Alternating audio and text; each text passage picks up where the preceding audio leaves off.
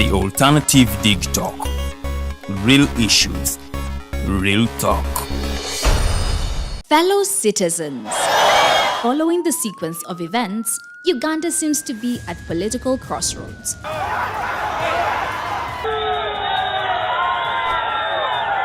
I'm not a servant of anybody.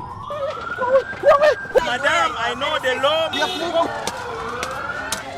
As such, Alternative Digital brings you the Interface Show with retired Colonel Dr. Kiza Besuje. Let's keep on the same page on Alternative Digitalk, As he gives you the alternatives on the transition question, rule of law, human rights and freedom, youth inclusion in governance, economic stagnation, as he confirms. I'll be always here Saturday from 10 a.m. in the morning. Be there. Don't miss the live discussion on the Alternative Uganda, Digitalk TV Facebook pages, and the Alternative Uganda YouTube channel.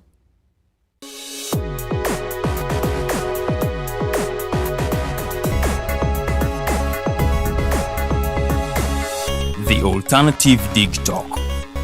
Real issues, real talk.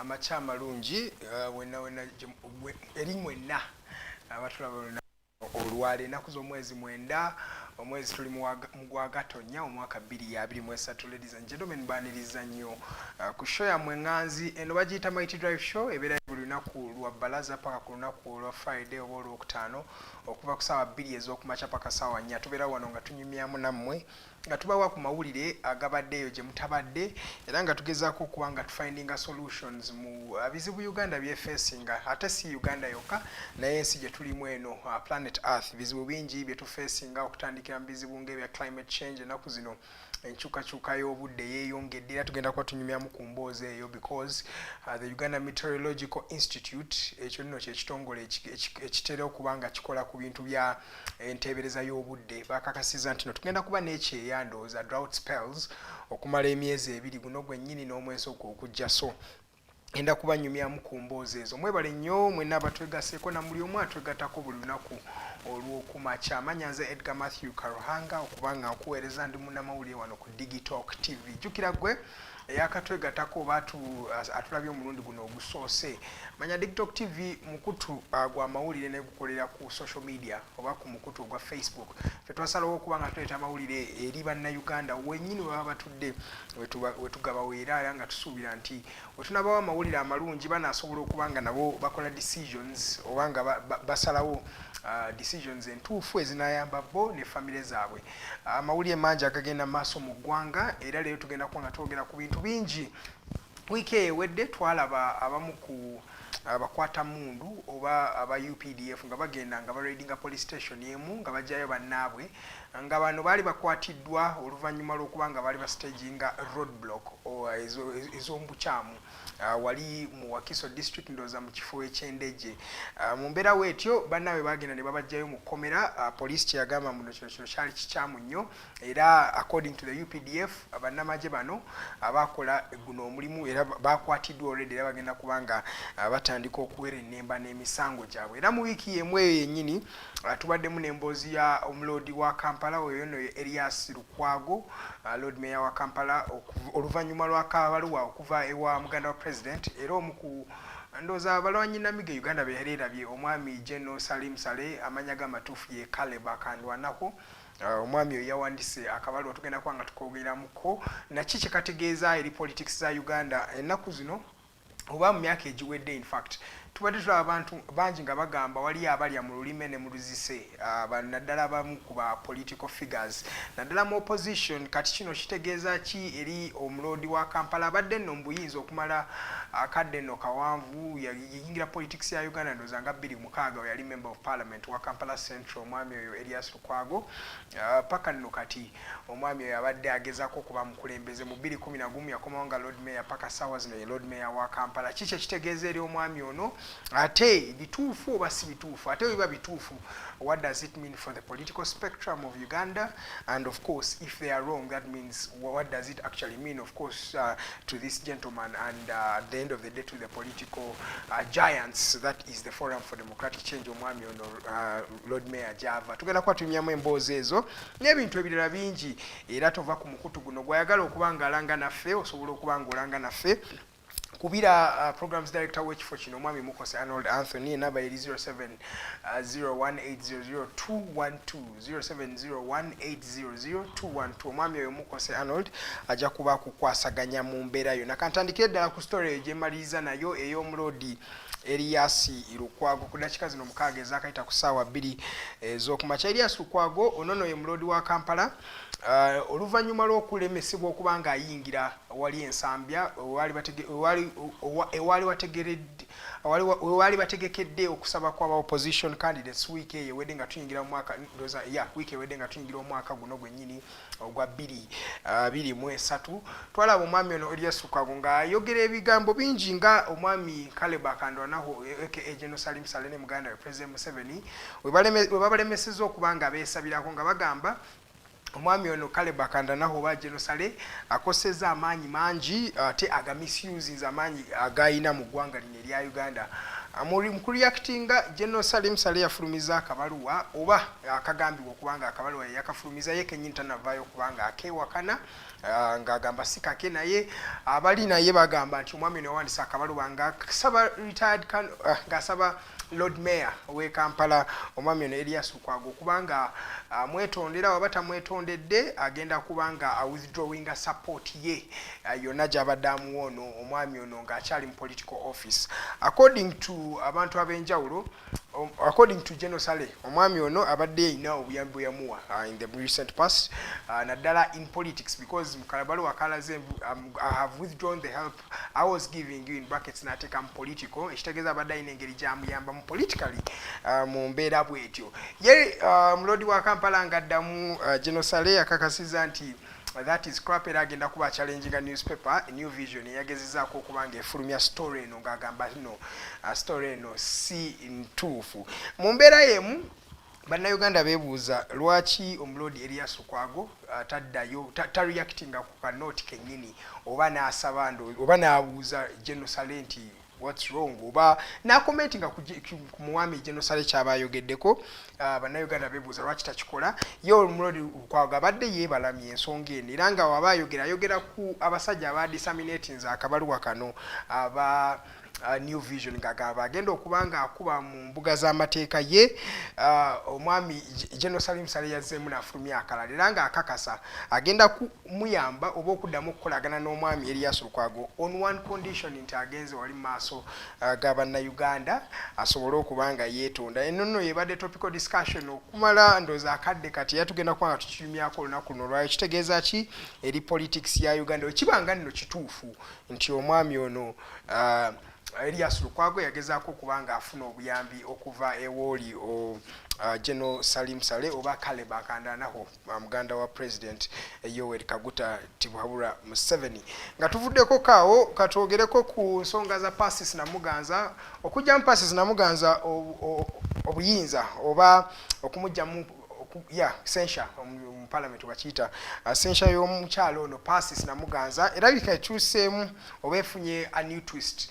Omukyalo ono baali basalawo nti bagenda kuba nga bamugyamu obwosigwe oluvannyuma lw'okuvoola parliament we yali ku floor ya parliament n'avoola speaker yennyini n'avoola ne ba parliamentarians ate n'agaana okuba nga yeetonda mu mbeera bwetyo ba MPs basalawo bagenda kubanga banoonya emikono eginasobola okujja mu minisita ono obuyinza naye kirabika ekitagenda kubanga kisoboka ba legislators abasinga be balamye ensonga eno nga bagamba nno kirabika luno lutalo lwa ssekinnoomu ate si lutalo lwa bannayuganda bonna kubanga balwana Pasis Namuganza ono abadde nno n'obugozi obano bungi wakati we ne aba speakers ab'enjawulo ndooza mujjukira ne right honorable Rebecca Kadaga yalina obuzibu n'omukyalo ono yennyini Pasis Namuganza kati era deputy speaker in fact kati Anita Among yali mu kuhavinga obugozi obano buno ye n'omukyala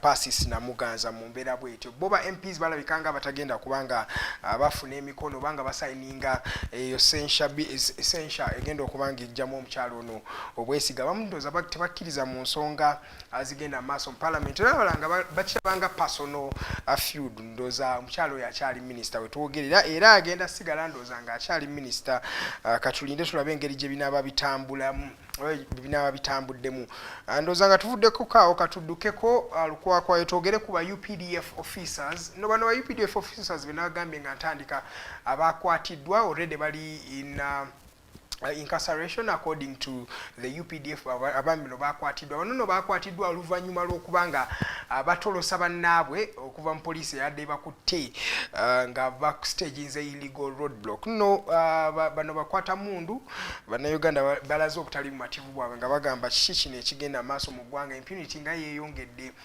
olaba abantu abamu bastaginga first of all an illegal roadblock kyekisookedde ddala ogwo omusango gwennyini okuba nga ostaginze illegal roadblock ate ogwokubiri okuba nga ogenze n'oraidinga ne police n'ojjayo banno abakwatiddwa ku musango guno gwennyini eno nno roadblock bali bakitadde wali mu Ndeje ndoza mu Wakiso district kawungeeza awo sawa ndoza nga 3 wiiki eyewedde olunaku lwali ndoza nga lwakubiri lwakusatu around there mu mbeera bwetyo so yo UPDF ekakasiza nti no bano already bakwatiddwa era bagenda kubanga baggulwako emisango egy'enjawulo ndoza tujja kulinda tubalabe kubanga emisango egisinga batera bagamba nti bagibaguddeko okujja okwekanga nga ate tebaliyo namakomera gye mubamusuubira nti gye baba bali nga tudduseeko kaawo tuve ku story eyo ennaku zino bannayuganda bettanidde nnyo okubanga bakosa lorries mu ngendo empanvu bangi basideline ze taxis nga bagamba taxis nno za bbeeyi jjukira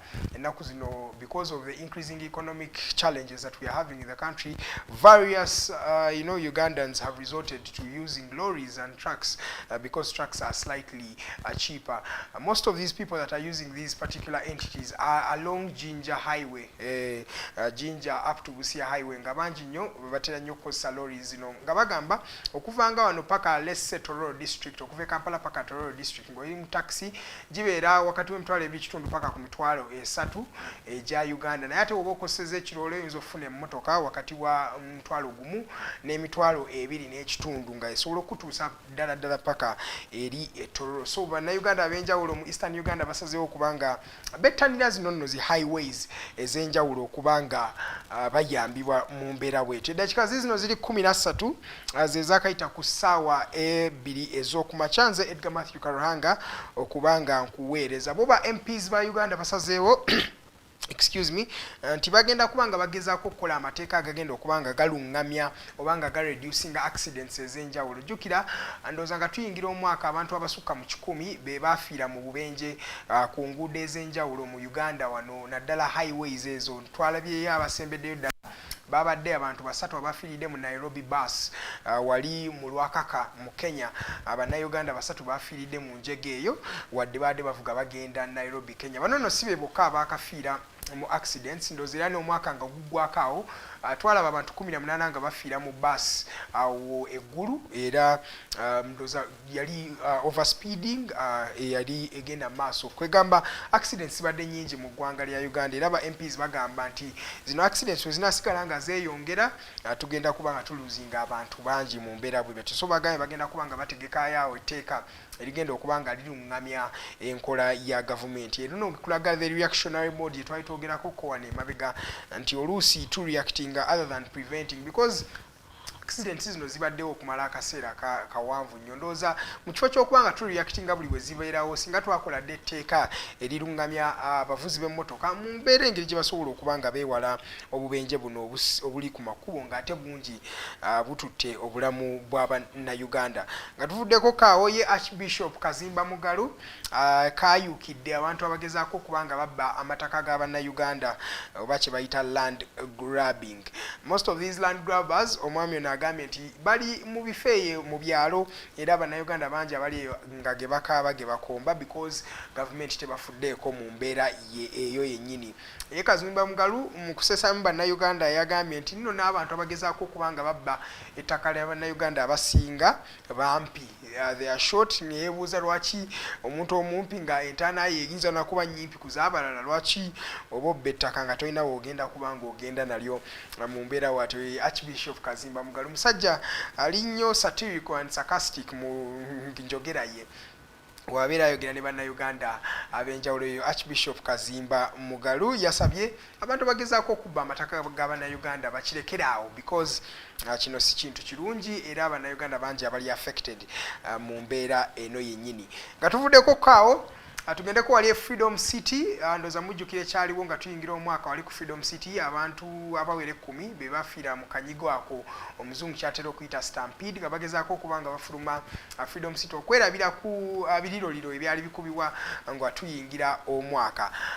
Mu mbeera eyo Abitex oba Abe Musinguzi onono promoter mutegesi wa bivulu promoter yakwatibwa paka sawa zinakyali mabega wa mitayimbwa nga bagamba yali mulagajjavu mu mbeera bwetyo.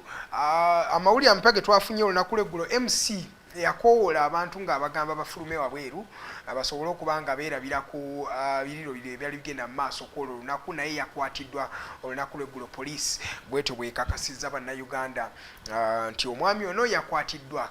Ndooza mujjukira mu kufa kw'abana abantu poliisi yawaayo buli famire yafiirwa omuntu bamuwa miliyoni zaali 5 okuba nga zibayamba mu kuziika oba nga zikola nga amabuga okuva mu gavumenti ya Uganda. Yeyo embeera egenda maaso wali mu Freedom City ekintu olaba ne kati abantu tebannaba kukkiriza nti kintu kyaliwo naye of course bintu bibeerawo webityo yeyo embeera gye tubeeramu wano mu ggwanga lino erya Uganda. Nga tuvuddeko awo akalulu ka Makerere convocation ndooza mukajjukirako nno keka convocation committee ke kalinga a leadership that of alumni ba Makerere University kwegamba abantu abali basomeddeko ku settendekero Makerere University balina aka committee kaabwe oba akabinja akabagata ke bayita the Makerere convocation. So convocation yeno twalabanga waliwo okulonda okwali kugenda mu maaso nga abantu balonda baani abagenda okuba nga babeera ka committee kano.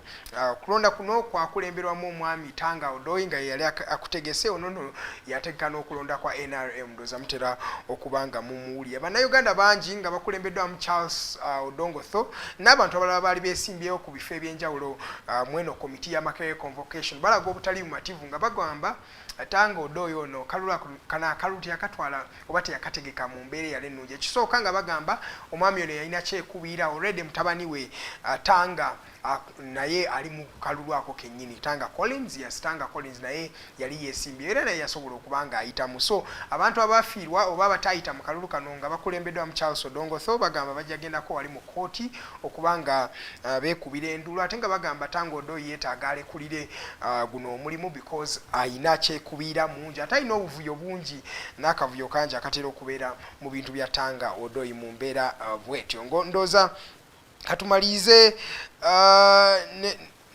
katumalizayo ne story ndoze ya Benjamin Odoki. Abamu owulira erinnya Benjamin Odoki liyinza okuba nga si pya mu matugo. Benjamin Odoki yali Chief Justice wa Uganda emabega kaawo. Ye yavuddeyo n'akooshodinga Chief Justice munne n'agamba weewale controversy oba okubanga obunyoolagano batugamba obunyoolagano. Omwami ono wagambye Alfonso Owiny Dollo Chief Justice aliko ng'agamba weewale emigozi oba nogino oba controversy because buli obeera controversial ng'ate gwe Chief Justice gwe essige erisemberayo ddala omuntu wasobola okuba nga asaba okuyambibwa. Ndooza weetaaga obe nga weewala controversy zino. Omwami ono bw'ategeezezza Chief Justice Benjamin Odoki bw'ategeezezza Chief Justice Alfonso Owiny Dollo. Nno kino kiva kiva wetwalaba omwami ono Alfonso Onyidolo ng'abeera n'obutakkaanya oba we yalina obutakkaanya ne Prime Minister Robin Nabbanja mu mbeera eyo yennyini eyamulemesa okuba eyabaleetera okuba nga baawukana naye ndowooza kati kyajje babeere nga bali bonna baddamu okuba nga baddawo ndowooza nalaba nga Norbert Mao Minister of Constitutional Affairs ng'agezaako okuba nga abatabaganya mu mbeera eyo baleme kuba nga baswaza eggwanga lino erya Uganda. Mukyali ku program The Mighty Drive, nze Edgar Matthew Karuhanga okubanga mbaweereza nno olunaku luno olwaleero tulina birthdays oba amazaalibwa ag'abantu ab'enjawulo abatera okuba nga batulaba buli lunaku wano ku The Mighty Drive show. Asookera ddala ye mukyala Nassazi Maureen. Happy birthday Miss Nassazi Maureen, katukusabe Mukama akuwa omukisa mu mwaka gw'omupya okukula nno kuba kulungi kuno mukyala Nassazi Maureen. We wish you a happy birthday from Digitalk TV. Oyo nno ye mukyala Nassazi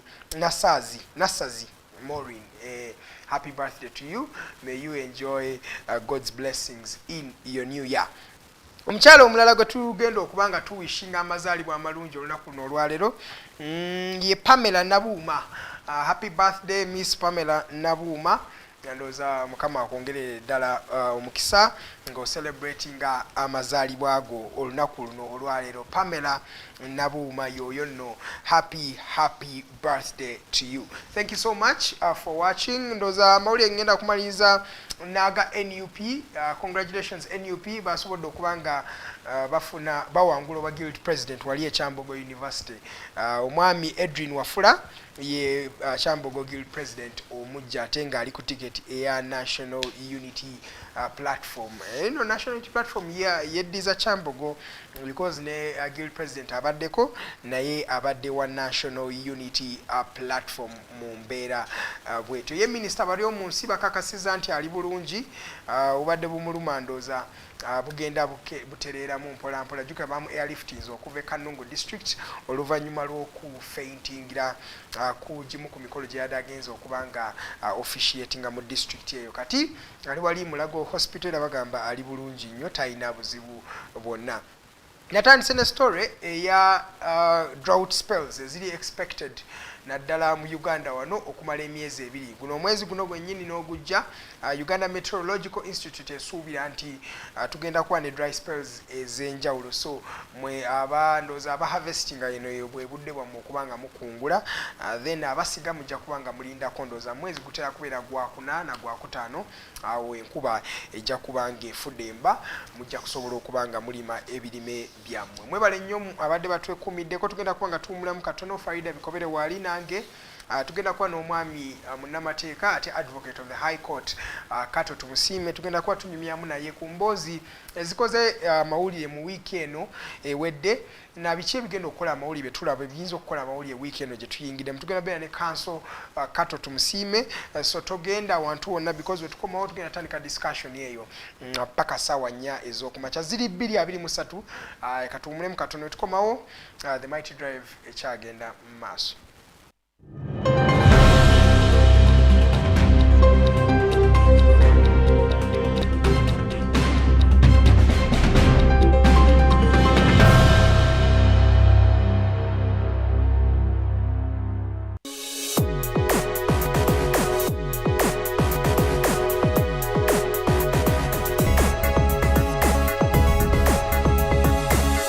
The Alternative Digitalk.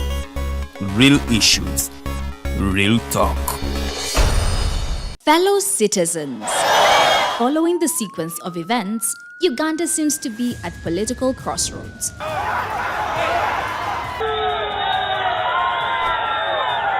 I'm not a servant of anybody. Madam, I know the law. As such, Alternative Digital brings you the Interface Show with retired Colonel Dr. Kiza Besuje. Let's keep on the same page on Alternative Digitalk. As he gives you the alternatives on the transition question, rule of law, human rights and freedom, youth inclusion in governance, economic stagnation, as he confirms. I'll be always here Saturday from 10 a.m. in the morning. Be there. Don't miss the live discussion on the Alternative Uganda, Digitalk TV Facebook pages, and the Alternative Uganda YouTube channel.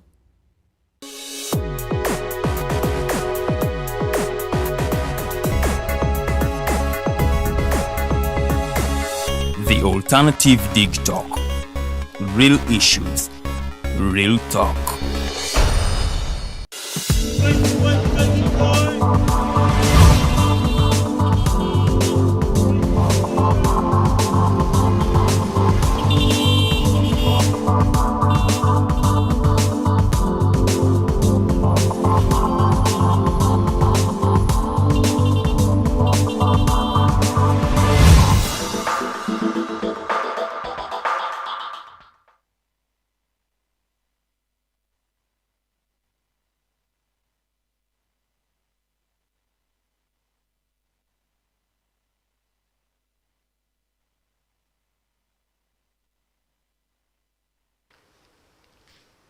Welcome back from that short commercial break. You're still watching the Mighty Drive Show. My name is Edgar Matthew Karuhango kubanga mbaweereza ennaku z'omwezi ziri mwenda omwezi tuli mu Gwagatonnya omwaka 2023 by the way tuli mu mwaka mupya twakagutambuzaako ennaku mwenda guli gutya eyo osobola okutusindikira messages mu comment section zaffe otubulye eki kyolowooza ku mwaka guno na New Year's resolutions ki by the way zolina gwe ng'omuntu olunaku luno olwaleero sirinze ka mu studio ndina omukyala bamuyita Farida Bikobere ono nno Mumbejja we Bunyolo ate munnamawulire wano ku Digitalk TV tukwaniriza nnyo Miss Bikobere. Nange nsanyusa okubeerako wano. How are you? I'm good. Owulire bakuyita Miss Bikobere. Katwetaaga batandika okuyita Mrs. Tiririri. Kiri ku New Year resolution. So those are part of the New Year resolutions. Good morning. How are you? I am good. I am happy I am with you here on the Mighty Drive. A very good morning, our viewers. It is a bright Monday. Please wake up and go and hustle. It's very important. No one is going to hustle for you. It is you going okwekolamu omulimu okulaba nti ate bwebanga generational curse gikutule obeere ate munnange gwowenjawulo. So bamikwano tuve mu kwebaka tugende tukole quote of the day olwaleero mutunuulidde about life. People don't live life purposeful, so I want to help you guide how you're living and you start living a purposeful life. You know, sometimes let me talk about the dreams before I even give you my quote of the day. You see, there are times when you wobango ine chintu kyogenda okola, and then every time you sleep you dream ngoba olinga zeyo ko musomero ngagenda tole bibuzo naye ngowulira obitidde nnyo, and everyone has that dream. It is not specific in Monzate Chilota, Mulanata Chilota. It is always nti buli lwa bogenda okola ekintu ekikyamu n'olwoteekyo, then someone is communicating. Your angels are communicating. Kyogenda okola kikyamu, redirect your life. It is really, really important. Muve byokugamba genda bakuloga, no one is even kukuloga mbu osimanyi ogenda. It is showing kyogenda okukola you are going to fail. So you just need to redirect. Just sit and think, what was I going to do? What decisions am I going to make? So it's like that oyambibwakoko okubeera nga bakujjamu bino bandoga manya basenga wange ate munange jjajja wa maama wange yagamba abaana boyo tebali kula ne babeera na ssente. Sometimes these dreams help us to shape our lives. So everyone you dream ngozeyo ku ssomero, just know that decisions that you're taking ngazigenda kukuleetera obuzibu in future. So you just need to sit and think and even meditate about it. Mukama akuyambi. You see, these dreams communicate. They always come. We when you receive voice like ngoli mu dream nayo oguliranga eddobozi, a strong voice is communicating to you. It is because you have meditated about it, you have prayed about it, so God will communicate. Our quote of the day is, throughout this journey of life, we meet many people along the way. Each one has a purpose in our life. No one we meet is ever a coincidence. Ne bwaba exo olina kyewamuyigako. Ne bwaba former boss olina kyewamuyigako. Nze kyenebaza ku former boss wange omukyala Mariam Nago Jais. She helped me. She directed my future. Like that woman helped me to shape me, to show me what I can do. And so buli muntu bwe tumeetinga obeerako nekyomuyigako. It is never a coincidence. Mbona musanze busanze mbu ex nabo. There is always that one thing you will learn from that person. Ne bwaba coworker, ne bwaba muntu ng'omusanze mukubo your friend. There were always some things you will pick from them. It is always very, very, very kiswaza okulaba ng'obadde n'omuntu for 2 years. Naye nga tusobola kugamba ky'omuggyako. What then why are you with them? Good morning. Good morning, Faida. But you talk about, by the way, very important issues. Ensonga picking up ensonga generational curses. Do you know there are people who have been breaking generational curses for the last 15 years, but they are still around the same area they have always been? Sometimes it's not the generational curse that is disturbing you. Yes, I want us to also agree. Sometimes it is maybe your character, maybe you are lazy, right? Maybe there is something about you. Maybe it's not yet your time. Maybe it's not yet your time, right? Or maybe you are the cause of the problems that you've been having, right? That in case you change something about you, for example, there is someone who will wake up every day at 10, right? Yeah. If you change that and started waking up at maybe at 6 or at 7, right? There will be a change in your life. So Nzondo, before you break the generational curses, because many people have broken those curses, people are in churches and they're breaking. You need even to go and read about other people's experiences. Seek knowledge. Like you want to be part of the 5 a.m. club. Go get that book. It is out there. It is not even expensive. Read about the 5 a.m. club. What do they do? When they wake up, what do they do? Si ugamba genda zoka 10 ngola ganga toina muli. Mbukati nze join is a 5 a.m. club. So you are waking up. Keep waking up and you have nothing and to you're not do. doing it. So I think not change anything. I think nothing is going to change until you decide to change yourself. God is going to give you a thriving environment, right? But it's going to be upon you to wake up. So until you wake up, you'll break those chains. The chains will stay there, and you'll see a guy who is always in his happy time. He's not praying at all, but a guy is going, right? Exactly. Because by the way, he knows something that you don't know. Which take it all about what spiritual nyo. Nenga te all principles zeba buildings eko ebintu bibayina. Kabazi buildings on principles that even God can accept, right? There are some things that even God is surprised nagam ono na ekyakoze kino. It takes a lot of faith, right? Yes, okusikiriza mno gakijja kukola. Yeah, abantu njaka tuyiga universalism tucho kuberanga mu kanisa buli sawa oli mu kusaba. Yes, praying is not bad.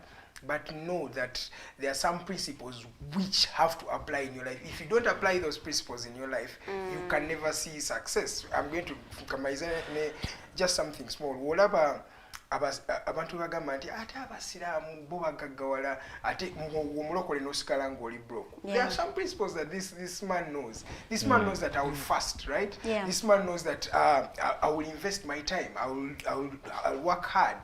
Binary principles are manyinja ku giving. When you give, you receive, whether you're a Christian or you're not. So there are those principles that we should learn that life flows with. As long as you follow those principles, you will be okay. Kato, tukwandiza nnyo ku the mighty drive. Good morning to our viewers out there. I think this is my first time to appear since we started 2023, and I want to wish you a happy new year. You've just been in 2023 for 9 days. Happy New Year! This is a whole week. But it's a whole week, and I'm saying Happy New Year to our viewers out there. And thank you. Yeah, you're right. Anyway, I have remembered something, and when I had finished my senior 6, a relative of mine called me, and she wanted me to work with her. Ngaina kasente ke yali ansuubiza kubanga ampa. Then at some time nenzija I started working first month, second month, because I was joining university. I thought I could be saving that money so it can help me gantandise university, and I could have something to start from. Then when it came to a third month, Nemgamba, because I needed some money to also do some things. Nemgamba na hilo achitompa kaseta akonangamba ikato. Oloza nja kuwa sete. Ulijo ukora kumbanja nkusasure. And I'm like, why not? But you pay other people that I work with. Why not me? Nangamba no kato. I am trying to help you to learn how to do business. You know what I did? It was like at 10 in the morning. What I did was to pick up my bag, and that was the end of me and her. Business.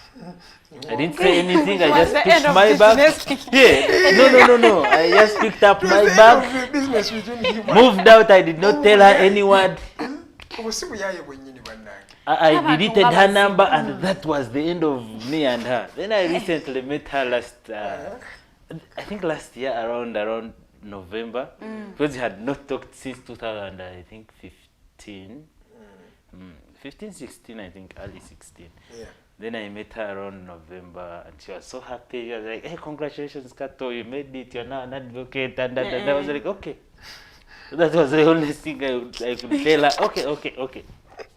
And it made me learn a lesson from there. Since then, even if you are my father and you want me to work with you, at least I first get my pay. And it gave me an opportunity to also learn that much as these relatives want to teach us new things, but some of them don't wish you good. Don't wish us good. They want us to stay there so that we can keep on begging from them, and that's how they will keep on. Yeah, every human enjoys that. Exploiting us and exploiting us. That was the last time I worked with my relative, and I don't think I will ever work with them again. No. Some of them even called me for legal advice, and I tell them, because I know they don't want to pay. They want to utilize you. They want your knowledge, and they don't want to pay you at the end of it. Why do you ask? When we write develop as an individual, if you want me to keep working for free, family. I believe that would be the first group of people to wish you to be. Yeah, they should be. So that at the end of it, and what makes it worth is that even when you have succeeded through the turmoils and the hassles that you go through, they're the first people who will also come to you for help. Because that's what they always say. Even when they are in their meetings in the villages, they will say, "Hey, mtawani wange asoma bwa lawyer," and they will call you abruptly and they, "Hey, gamba nogu na mjango kashomo bwa lawyer," and you can give them help. So you'll be like, but I'm even busy, I will talk to you. I know. Even when you are not. But those are the challenges. That's how some families but can the try beauty to of behave. it is that when they come and they do, please help, please you help. Because at the bottom line should be, the bottom line should be, then help me. Then help me first. You see, because but you guys, if most of these we go people, for that thing of an eye for an eye, you Edgar, didn't help me, I won't help you. We are not going to succeed. Edgar, let me tell you. For me, I believe, let them shamelessly come. By the way, for me, I also have relatives. Like, in fact, those relatives are there. Even the people who are watching us have them. So we are now taking advantage of you, right? Exactly. When you're there, everybody discussing and be like, yeah, but that's the beauty of it. That when they come, they are desperate. You show them that yes, you are not there, but let me help you. No. Edgar, it doesn't work that way. Those ones don't work that way at all. It doesn't. Because now, I will give you an example, Edgar. You see, it is like when one of your relatives owns a shop. Yeah. And they have that stock. Maybe they sell posho and common commodities. Yeah. And do you think you'll go there for a week and you'll be picking a kilo of sugar, and you're not paying? Do they accept? No, they won't. They won't. But I've always told people, and my friends even, that the way you can have a shop and you have your capital and commodities, that's how these other people who are the professionals, I should call them, that's their capital is in their head, and that's their brain.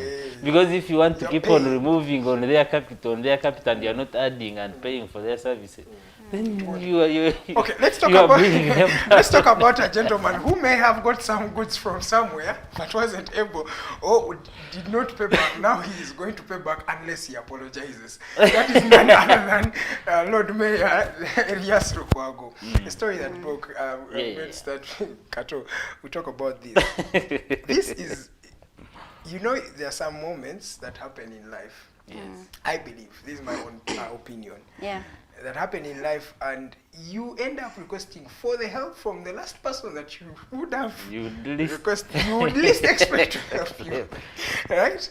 And oftentimes, when this person helps you, by the way, people don't give you things for free, right? If you didn't know. Yes, that's what we are trying to tell you, but you Yeah, couldn't. people- There must be that because reason. omuntu newakolera ekintu kubwerere, it's You just are- a universal law Nonze that ever I will come back. mbuuza. That is a Some day. point. Egwe Some weebuuze point. abeewaabwe mu famire yonna bali bulungi ayambe gwe. That's a day. Then That's there a will day. be Ayina reason. naye wasuubirira okufunamu. Bantu mwe story ya Lukwago. Kato, what do you think of this entire sagoba tusongere muna mawulire story wajiwuliddeko Farida bannauganda batanagitegeera sooka ogibanyonyolemu obawe ku details butono ku story ya Caleb Akwanda Lukwago ebuzaabuza but nze njagala twawulidde by the way nobody has facts on Yeah, this yeah, story. yeah. It's Nobody. not. no just tulaba bunoto Yeah, tingana bunoto. we just see notes munanga ate amazima biki n'obukumpanya si birungi naye nze njagala okugamba abantu nti Lukwago bwe yafuna emmotoka bwe baamuwa emmotoka okuva mu government Yeah, discovery. ne baava No, there is a new one. There is There is a The new new one. V8. Yes, a V8. Yeah, yeah. Ne bavaayo ne bakidefendinga ne bagamba mmotoka ya office si ya muntu nga Lord Mayor. Constitution tegamba nti nno alina kuvuga emmotoka eri wakati wa cc 35. V8 is like how many cc's? Bamuwa he No has man his tumuyimbisa own oba kwoli atubuulire sebo. So bwafuna emmotoka V8 eyo. iri cc meka. thing. That is already That's around 6,000. So that means already we are V8. outside But the you know when Constitution. Bannayuganda tulina ekintu kimu nti bwe tubeerawo obsessed n'omuntu omuntu tasobya Tasobya. so ne bwakola ensobi ng'eri glaring ng'ogiraba bwoti everyone will come and defend them buli omu ajja kujjayo n'agatali mazima ng'amudefendinga so bwe baamuwa emmotoka just from out of the blue As the kati office. No as office the of the office mayor. of the Lord Mayor ng'era eriko Lord Mayor number plate so abantu ne basirika ne bagamba emmotoka ya office kati buli omu ne yeebuuza Lukwago abadde mu office ey'ebbanga ki Myaka ndoza kati Myaka gyegiri mu giweze. 12. Yeah. 11 Kati- because he 11. came in 2011 in the mayor office. kati ne ne beebuuza bamwimpeachinga. lwaki 2016 tebaamuwa around. luli mu motoka ne bamuwa this time Lwaki office alina tebanywa? discovery neyina yaliko naye ekyaliwo olowooza Ekyaliwo. ekyaliwo Naye eno Discovery V8 we- bagiwa bamwongedde last kati year, kirabika alina last motoka year. It's a new what? It's a It's new a one. new Chisanja. It So comes new Chisanja comes with new and new. Please get 300 million over. I'm not sure. So, driving our because So just- otandikidde mu motoka. Just twagala tuconnectinga ka story ne bunooti bwa omukulu Caleb. Who is Caleb? I can't Kano. know. General Saleh. General Saleh. Who is he? muganda wa president Muganda wa president. Okay. Era But he Yeah, has but nothing yeah. in the government. munansiko Munansiko mulwanyi. Bushwohiro. Okay, yes. Ate yabadde atera okugaba kati yali mugaba Yali mu ssente. kintu. Abayimbi si gye bagenda. Buli omu addukira Buli omu we. addukira. Wabeera is the de facto center of power. Yes, buli omu addukira wa General Saleh. Nalaba wano n'abayimbi wano juzi ku Ne bye bapromota. Abitex ba promota Nabamusanga nga bakabira Everybody.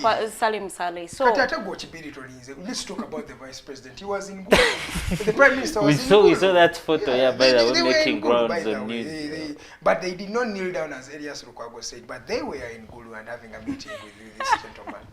I'm also for it. so nze njagala ogamba bannabyabufuzi abali mu opposition nti bw'obanga oyina byokola ekiro Farida wewe. public byetamanyi. Farida olina engeri gy'oli mu kwetolooza. Eno debate ali mu kugyetolooza bw'ati. So what you want to Edgar. believe is that it's true. kati gwe yagala gireeta atya No, omuntu yaligambye. Olinga olina gw'oli mu kusaddaaka olredde agamba nti Already, abadde and- alya mu lulime ne mu luzise. Lord Mayor musajja munnamateeka. He would have sued for character defamation. He's suing. no he He sued said he's suing the newspaper. he sued New Vision actually I he know. sued New And I'm Vision saying, Why is why he you suing why the is he suing person? the messenger Why is he suing the messenger? Kato, not- let me come to you, the lawyer.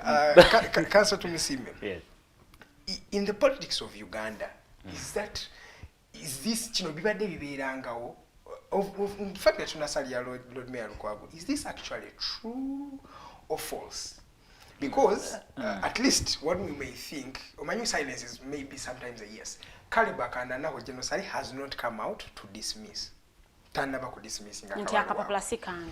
Elias Lukwago tannaba commenting directly kabaluwa na message eve wakale bankana na yagenze kuba the person who brought the message is killing the messenger. What do you think, Asuka?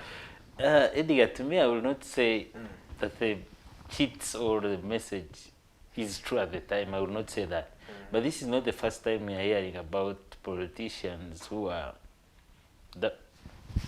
double-edged.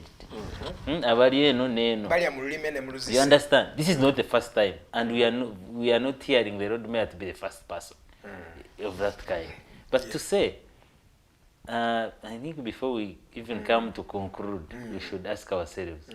There is a person who wrote the cheats. Yes. Who is genocide. He's alive. Yes. We have a person they are choosing to have received the support. He's also alive. Both of them are alive. Why are we not seeing the genocide coming to own these cheats? And why have we not had the road mayor himself coming and say that these cheats, if genocide you say you supported me, I am here, come and bring each and every documentation that you supported me, and so that he can clear the air. But when those hits started coming and coming and coming, we saw one of the ministers in the government going at exactly going at the media center and saying that we know that these cheats, there's something behind these cheats. It means that the government itself is owning the message in the cheat. Yeah, because it's the person who published that tweet, that cheat. The first person was the Minister of Kampala. That is Kawiyecho Fatogabye. Kawiyecho Fatogabye is one of... and he's ready to defend the cheat. He is defending the like cheat. our platform for media center. Yes. And to talk about the same thing. Then it means there is something behind them. But yeah, but first of all, it also speaks to the mode of delivery. This person writes a note. And he signs, he says, it's me Kalebakando, and this is my signature. For people who know General Saleh's signature, they say that is his signature. That is his signature. And he has not come out to say, I am denying, I'm not reading, because we've had General Saleh coming out oftentimes to deny. If he has not. And there is also another note. He writes cheats. And they keep he on doesn't deliver typed. Exactly. He writes cheats. When you look at General Saleh, the man of Jali, even the experience he's had, everybody knows that he's someone who is old school. He will write a cheat and send it to you. It's like someone saying, but that is what they call a red pill move. Kati akawandise kati kiri kuggo you die in your own according to some inside information, and this information is subject to being fact checked, I'm not sure about it. At a time when Elias Lukwago was going through a lot of challenges in the office of the mayor, the time had come when I want Jennifer Musisi, I don't know where she is she's still doing her education degree in the United States.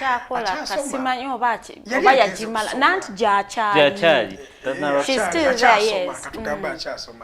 So at the time Jennifer Musisi ali on the helm of KCCA, and remember bali bamaze ko Elias Lukwago ndoza awasiza power yonanga bajimujeko. At the time Elias Lukwago was not actually getting even his salary, you remember. And Lukwago was crying, he was not making a decision. Even remember, I think Mr. Museveni talked about yogera kontino yogera kwe Ensonga nagamba tugenda mu mala amanyi tulese Jennifer Musisi akolechi amumala amanyi. He's now doing ceremonial, because of the words the President Museveni used. He's now a ceremonial Lord Mayor. And remember that was around 2013, 2014, 2015, 2016.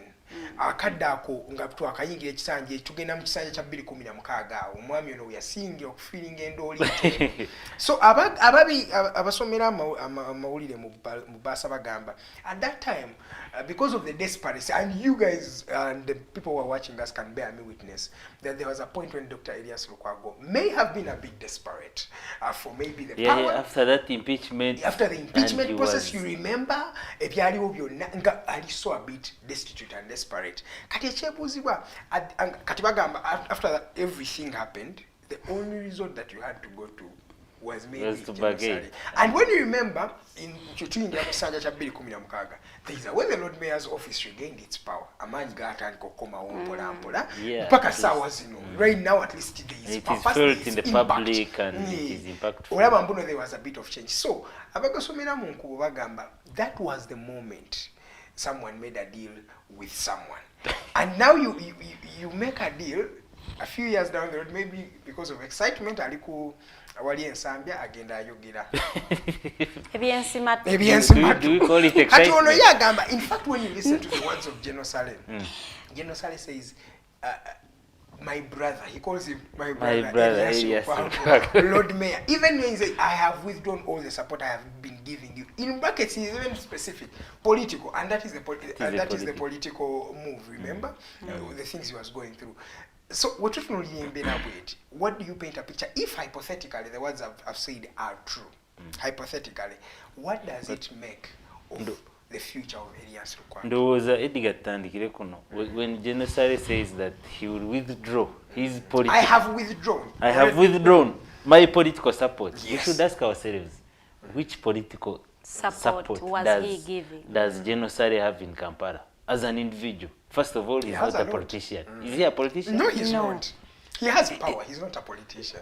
Does he have supporters here as General Saleh that As an individual? that he gathered his numbers and gave them to Elias Lukwago, go and vote for Elias Lukwago? No. Even, in fact, for over the past You see, 2 elections or 3, Elias Lukwago in Kampala, he has been winning the He elections. has been and at a winning big and margin. winning with buses. Yes, exactly. So he has the support of the people. So we should ask ourselves, General Saleh is NRM, Yes. isn't he? Yeah, he is. NRM has been fronting a candidate each and every election in the road mayorship. Exactly. That is the Ragadi. Yes, the Ragadis of this world. And why did I bring this?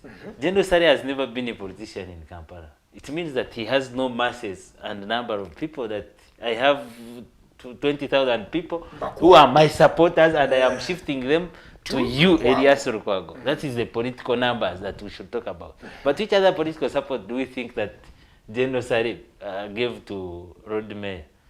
Now we will quantify it and say he gave him money maybe to help him converse for votes around Kampala. We are all speculating. We are not all We are speculating, but now when he talks about the political power, that's where we shall all go. Because we believe that General Saleh has no numbers of people that he got and gave them to Elias Lukwago. Exactly. So that one is undisputed. That one is undisputed. So we shall now look at the money.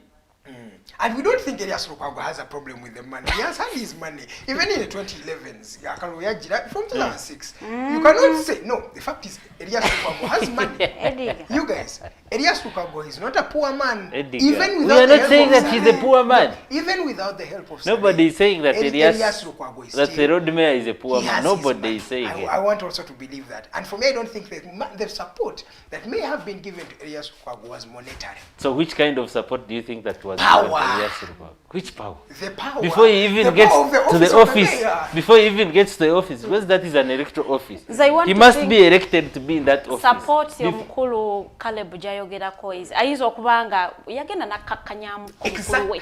Namamba ko omusajja muleke. Omusajja muleke.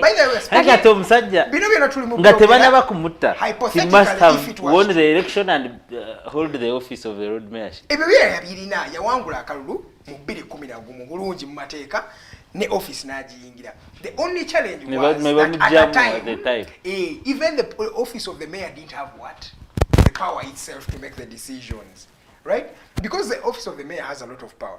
But if Kalibak and Anahu at the time came to help him regain his power, that is the political support. I think hypothetically is the one that this gentleman is. Waliwo n'agamba mbu but Lukwago was impeached during Jennifer Musisi and Yes, Honorable Frank exactly. Mwebazi's time, sued KCCA and won the case. Saleh is said to have sponsored Nabila Nagai in the recent elections and Lukwago won. So should we say that Saleh too was supporting Lukwago in tormenting him because Lukwago massively won the Lord Mayorship? One would ask, why is it so that it is Nabila being among the first people to release the side notes Is it Nabila raising the net? I think there is also a lot of misinformation or inaccurate Of course, we information. don't know the actual source of the information. Because At he a also- personal level, me, I don't know the He actual source. also talks about that Nagai Nabia received help from General Saleh. That is also news to my ears. But Edgar, we should look at this also. Yes, please. General Saleh, who is an NRM, should we call him a cadre? Which interest does he have in supporting and giving power to Elias Lukwago, who is General Saleh. Saleh? Yes. General Saleh is the brother of the president. And I'm saying, what I'm asking is that how does he get? How does it benefit him to support Elias Lukwago instead of supporting a fellow NRM candidate? benefiting it because bateka kwanga balina enzikiriziganya ze bonga boze batuka Like the two of them. the two of Yeah, them because- ngaina but we've seen Afunira in many instances where Afunira NRM is coming out to support indirectly Opposition. the opposition. Ekitegeeza nti baba baze balina bye bafuniramu. I don't want to But disagree okay, with nze webafuniramu nyinza okulaba wowe wati. Bafuniramu wa. Because you already know the city has always been a stronghold of the opposition in the politics of Uganda, right? kati balabanga balese NRM Kati, NRM who has negana always been the so you strong- infiltrate the on stronghold? aliwo. The stronghold has been the Lord Mayor. always been Lord Mayor, Elias Lukwago. In Kampala, that's the truth. That's why he's undisputed. Even at a time when there was a red wave that has been going on in the central part of Uganda and most of the urban centers of Lord Uganda, Mayor came and Lord defeated Mayor came back. That shows the magnitude of the support he has. So if General Saleh has strings behind Elias Lukwago, that means oyinza okuba n'ekifaananyi kyo, I'm not saying this is true, but oyinza okuba n'omuntu wa opposition naye ng'ate there are some things that will only go nga weziba idea za Saleh zijja kusobola Okuyita, okuimplement. yes. So does this now bring out the whole idea of that the opposition we have in Uganda is also built by the NRM, as the government? Yeah, and most that of we them. are actually Most being of them. pick played here and there. That Most we are of in them kati opposition, bw'otunuulira that we have the opposition. abavudde Because so many people have come. let's also first analyze So many this. people have come out to say that even the political figures that we have in Uganda, Yes, most of them and the majority are built by the NRM. government. exactly. They are just planted in the opposition, to hold the opposition. face of opposition, and at the end of it all, their ideas and what they do actually stops on speaking on national TV. So does this and speak the rest? of the malls that have always been lamented on by the opposition, some of the opposition members, saying that Obviously, the opposition is- obviously, Okay, that's- and then I think as we go for a break, let's also ask ourselves, what does Saleh represent in the politics of Uganda today? Who does Saleh represent, or what does he represent? Because I'm telling you, Saleh is like, if I can call it a whole ministry or system of itself. Ministry ya finance eringa tulewa Or Saleh. It will an what's arm that? of government of its own, right? So what does General Saleh represent as an individual? Ate kino kikibuzo nekinjagala okubuuza n'abali mu kutulaba olunaku luno olwaleero. Mulowooza mu ndaba yammwe, what does General Saleh represent in the politics of Uganda? And if General Saleh is working with Elias Lukwago, what does that mean for the opposition of Uganda? Because that gentleman right now is number two. Natugamba he does not care where Lukwago gets his money for as long as he's long representing as the views of the the views people. Let's of go the for a people. short commercial break. Is he representing the views of the people? That and much more is what you should expect on this edition of the Mighty Drive Show. My name is Edgar. I am with Farida and Council Kato Tumusime. Let's go for a short commercial break. We shall be right back.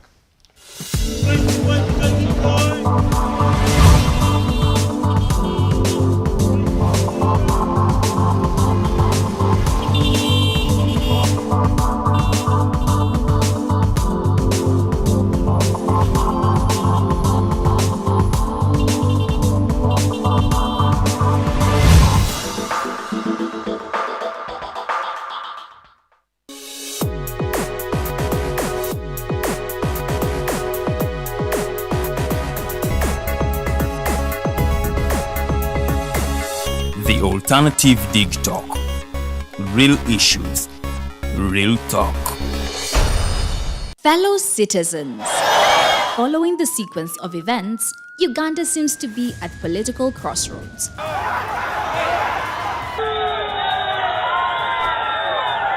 I'm not a servant of anybody. Madam, I know the law.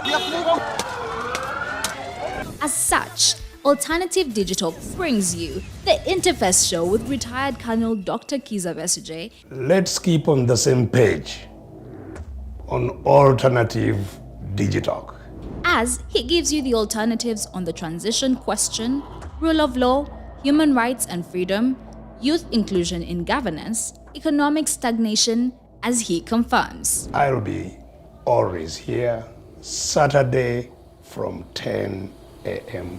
in the morning. Be there. Don't miss the live discussion on the Alternative Uganda, Digitalk TV Facebook pages, and the Alternative Uganda YouTube channel.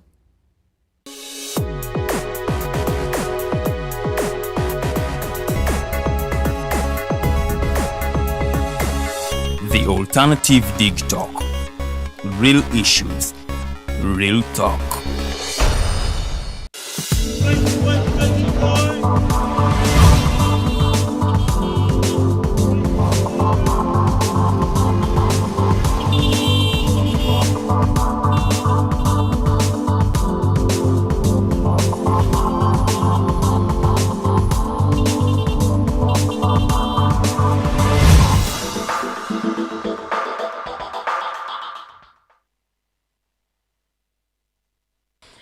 Tekolekayo mukulamuko esaawa ziri 3 kibeera kitundu kyaffe kya kubiri ekyali story ya Lukwago n'omukulu Caleb omukulu General Saleh gwolowooza ki? What do you think about that whole thing? Manyi waliyo ebigambibwa nti bw'oba onoolya ne devil, make sure you have a long spoon. But when you go with this normal spoon, you know, fune jiko ngapa. Yes, jiko yesoka yo ngagete wasola. But wasola kukwagwa na yebo jane normal spoon. Time deve echuka. Ne kukwagula. Naye ngomuntu yali eboziza, what are the roles of a Lord Mayor? Era Lord Mayor Lukwago abadazi kola. So bwaba abadazi kola, we wouldn't mind oba ali necessary oba tali naye for as long as akola responsibilities ze oba roles ze nga Lord Mayor wa Kampala. Naye bwaba abadde tazikola kati awo omuntu mwangu nyinza ogamba bannaye abadde amukozesa aleme kola bintu abantu bamujemu obwesige bafronting candidate waabwe yagamba era byebimu ku bintu ebibadde bimukola ki ebiri mu kumuleetera yabayise ba mafias abali mu government n'obubiri wa government okubanga bamulumba zimu ku nsonga ze yawaddeyo ng'agamba accountability because he's known for accountability n'ayogera ku nguudo zennyini ne overhiked prices ezenguudo yawadde example ya luguudo lwero kuli konge ko naye byogeddeko ngo baluwa bumazo ngayogera ku bubaluwa so he's now on a defensive side. He was trying to defend his image in the public. The only challenge where Lukwago abantu yasinzo kubanga ba feeling a bit maybe skeptical is aganyo kuvayo na ayogera ku nsonga ya if hypothetically it's true that Caleb akandwa now aka General Saleh Salim Rufu wabaye kinini yawandi that's his name. Yes, it is his name. Yeah, I've got it from a video I watched in 1987 as he was being given Major General rank. He was called Major General Salim Saleh Rufu. Linya muganda we yamwita. So ono Lukwago yagamba ebimugobesa byebyo ebyokubanga hey, I'm requesting for accountability and people are not giving me accountability. Nagamba, the roads I've talked about them, the overhiked prices of our roads in Uganda. Now example, 7.7 kilometers, but constructing I think like 10 billion. Kagamba, this money is too much. Ngamba de bagamba nti abantu bo bagamba lwaki tewareactinze towards the note and the message in the note, and also give a clear maybe highlight or line that the truth is this. Saleh sikulagana nko nawe. Boboino obujulizi obumpininga bulete wano obumpe era banayogana kibasi kibali mu kubuza Lord Mayor obo omanyi tonnaba kubeera Aleta naba kukiddamu lwaki tovayo ate lwaki ogamba oyo ayogera bwatyo lwakuba namubuuziza kuba kwebuzaabuza alina atandika okubanga agamba ngenda kubanga asuwinga New Vision or publishing a content oyo ngagamba si bituufu kati netwebuuza ate kati lwaki yalese eyawandiise bunooti ng'omuntu nga General Saleh Naizo kubanga yakalese because it might be an issue until that is not General Saleh. Because bwana agenda okusowinga General Saleh nga tekavudde uwe. Because abana bafojinga wano ati kati tetwagala afina ddala bafenga bannamawulire Lord Mayor Emilio Gambe I have no business with Saleh. Sikumanyi gwe Saleh kwegana n'ebikolwa byo. Sikumanyi because tomanyi. yagamba Saleh mukanoti And it will be understood. Yes, Saleh mukanoti ke oli yamu disrespecting. So agamba mbuna misusing power gyalina n'akola buli kimu n'adibaga bannayuganda. Yaga kati sebo, if you want me to give you back the support, to bring back the relationship we have, just apologize. And that will be understood. What does this apology mean? If hypothetically Elias Lukwago came out and apologized to General Saleh, he's going to apologize publicly. No. If We he make came it out, clear to the let's say public that he has been supported by General Saleh. so It will be clear. It will be clear. And we And shall we will also know know that Kampala he still City needs is not under opposition. under like the we have road mayor, always it is said. under No, General it is Saleh. under General Saleh working through the road road mayor mayor. Elias Lukwago. And we shall also know that whatever he has been telling us that he's siding with us, the oppressed. abadde atukeneka. Actually, Omukulu Ethan Mwina agamba, I am starting to think this whole thing might be a blackmail. Lukwago sued New Vision because they published information that they cannot factually prove. And by the way, there is no evidence to the effect that the handwriting is Salim Saleh's or that he is the one who wrote it. So I agree with the road mayor's approach. Maybe New Vision will clarify where they got the letter they published. But why are we asking questions we already know answers to? Like which questions? It was Kabuye Shulfatugabe that published the note. Everybody knows that. And the note is signed by General Kalibakanda. Now, who has not come out to dispute, right? I think if we let's talk about hypothetical track record of Saleh. We know that Saleh will come out. If it's misinformation, he will say, like any other "Please person, even if disregard it's this." you, Edgar, Yes, if you see a even if note it's that me. it isn't Yeah. yours, you'll come Olaba out. yavaayo But ku there's bya also another bloga note. ng'amubika. And he came and he was like, Yes. that's Angamba not ifa me. oyo bwemba mwagala so mufunda naye kamuleka. Now how about So kati the o cheat chine and chikwata ku its Lord Mayor. impact, the way Exactly. it And in has. fact, on that story, Chofatagabe yagambe mulekerawo kubanga mutawanya abantu abazirwanako entalo. The Faridas of this world who don't know anything about war, and you're there disrespecting the war veterans. No, that will be Kalvule a story comment for y'omukulu some Namanti other day. Mulimbise yagamba to say NRM has mastered the art of blackmail and malice. If you look at the side note, the so-called author doesn't mention in specific what assistance he has offered to Lukwago. He says political. It could be mere blackmail. However, on the other hand, all we need is to trust time. Time helps to differentiate between the tangerine and the bitter lemons. But when both trees are young, they both look alike. Omuti gwa lemon n'ogwa But time, by the way, But time Edgar. is beautiful. It's a beautiful thing. Edgar, Time is a beautiful thing. You're right. Kakubuzi akantu kano. Yes, sir. Why are all these hits targeting one person, Elias Lukwago? Should we say that he's the most influential person in the opposition? He's second. No. He can call him second. Second, Yeah. to who? Who is the first one? Retired Khan.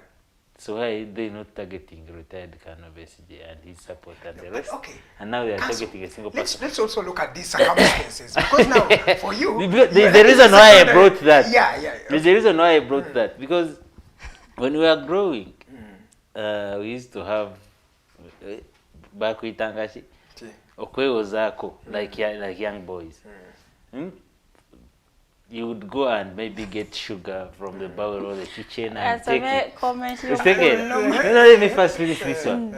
And your brother or your sister would say, Kato is the one who took that sugar. Yes. You understand? And you'll be like, no, I'm not the one. Vampire, it's a vampire, and the rest. And what they would always ask us, among these all, how many people? Why you? So why are they targeting? But even the mob is always wrong. But okay, let message here is a chendo was. It is why they are targeting Lukwago. It's because Lukwago is the one that started the embeteza. Lukwago is the one who started the feud. He's the one who started the statements. General Saleh was quiet. And wherever he is, whether in good weather where, he was quiet and he didn't say anything. It was Elias Lukwago who went to church and started going against Salim Saleh. And that's Is when he the Salim only Saleh person came. who has talked about genocide? No, but Because you have had so many people actually Yes, even with evidence, but even General with Saleh what decided clinic to genocide. react to Lukwago. So that means there must be something, because That's why I'm talking about the why Lukwago among so many other people. What answers do we know, Edgar? Let's not get ahead of ourselves. Where did the paper come from? Who knows for a fact? Answer like a fact checker, so we avoid speculations. He said we don't know where the paper note came from. And we also said we it. know it was posted, it came on Chofa Togabye, Exactly. who is a minister, and we have not had General Kalebakanda now come out. Come to and this, it's as simple as this. Elias Lukwago come out, say I have never had any deals with General Saleh. He said that's the easiest thing to do. But Edgar, if Lukwago replied Saleh, it's like accepting a DNA test upon allegations of a maid's newborn. If you do so, then it means you have accepted having slept with the maid, even if the DNA comes out negative. So I am for Lukwago's non-response to Saleh. No. Okay, but those circumstances So would you are start also completely different. Would you start for the blackmail of having slept with the maid than coming out to Yeah, but say it's that easy no, to just did come not out and clean your air. clean the air? Because when we start bringing about the thought of you sleeping with the maid, that means we're overthinking things also, right? If the maid has come, if you're sure that you did not sleep with them, that's not your child, why not go for a DNA? So that you confirm that the child is not your child. But then you keep quiet, then everybody will keep on saying that speaks it's to your child. Lukwago reacting to the note. Lukwago, why does he react in the note in the way he reacts to that note? Why that particular manner? Why do you say I am going to sue you in your vision? Right? Why do you talk about? Why do you start attacking Chofa Togabye? Why do you start talking about the money of the rights? Why do you start talking about things that are irrelevant? And to why that now? topic? Why now? And you talk about, and you make an interview reacting to the note, and do not address the main stakeholder who may have wrote that note to you. Ochitegera wetolodde buli kimu ekinyusi n'okireka. It does not make sense. No, Managamba, I've heard a lot of stories about Saleh. To begin with, I can't take serious someone who abandoned his own names for Akandaneho Caleb for adopted ones. 2, sometime in late 90s, the same Saleh while in Kasana Church of Uganda, he pulled out a big cigarette and lit it amidst the church congregation. Seconds later, his escort reminded him that, sir, we are in church, and he got out to finish his cigarette. It is with such background that I can never take Saleh seriously. Okay. Okay, if you cannot take Saleh But some will serious, take him then serious. you're gonna take him serious. Some will take him serious. Whether he can light up a cigarette in a church, that gentleman is the de facto center of power. We all know that. Mukulu Mokosa agamba he supported Lukwago in suing the media house. We shall know the source once the paper files defense on where they got the note from. Okay.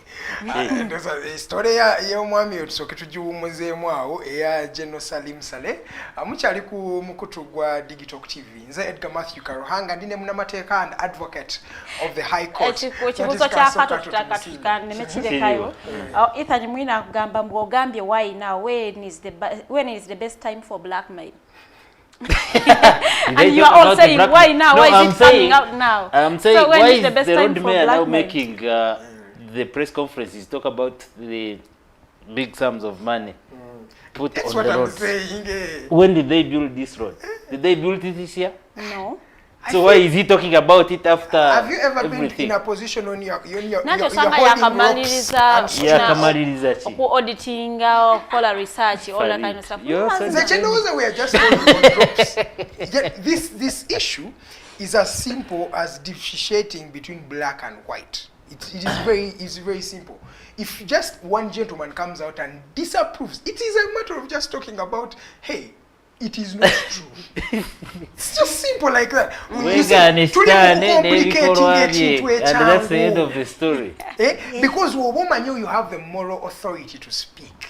Then why do you have to stand for that blackmail and keep it quiet on it? And so those things we're not doing. No. And there's no right time for blackmail. And also I want to also run away from Norman's idea of saying the reasons why he does not justify or respect General Salim Saleh, those are not reasons that are valid enough, right? They are not. But according to him, that's why. Because the gentleman, no one techimuja mumanyi gaina, techimuja ko his contribution, techimuja ko his track.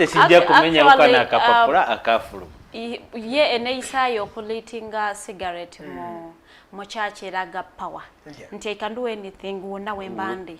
So that one era chiragira ddala nti n'okuwandiika note kyangu like kisoboka yika it is in his power ya kuwandiika note atebera na influence nnyo. It's because he has the power. By the way, Church njagala olusi we are journalists, but we are entitled to speak the truth to the people. When we see how our country is, let's speak the truth that is there. The truth in this country is everybody knows that General Salim Saleh has power. It's not a secret that Muhoozi has power, right? There are people who have power in this country, and Muhoozi is one, and Salim Saleh is one of them. If only a note that is rumored to be coming from him has made this catastrophe, it shows you how much power this gentleman has. So we're trying to disputing as an individual. Yes, he may have his flaws because he's not perfect, he's human, but it does not remove the fact that, in fact, Lukwago wakolegana wamne Saleh kitegeeza nti Saleh manya ina manji, and he's also the brother of the president, whether we want or we don't, and he even brought him to power. So whether he's Salim Saleh or Kaleba Kandwana or I think Bamanyi bakyusanga n'amanya, right, at the time. So I think let me take no man's advice, Kato, as he says. Yeah, Katulinde. That's why because you are here. Time is the best ally. This thing is going to shame someone, and it's going to also disclose a lot of things that we do not know. As someone mentioned it, that you make a deal with someone and you don't know, you use that If I'm lighting a cigarette in churches, because you campus are not power. So you can go also see who campus are. Well, again, you have no power. You got light. You will come and tell the viewers. No, but those who know General Saleh say that has been his habit for a long time. That sometimes he subconsciously realizes that he's doing it, right?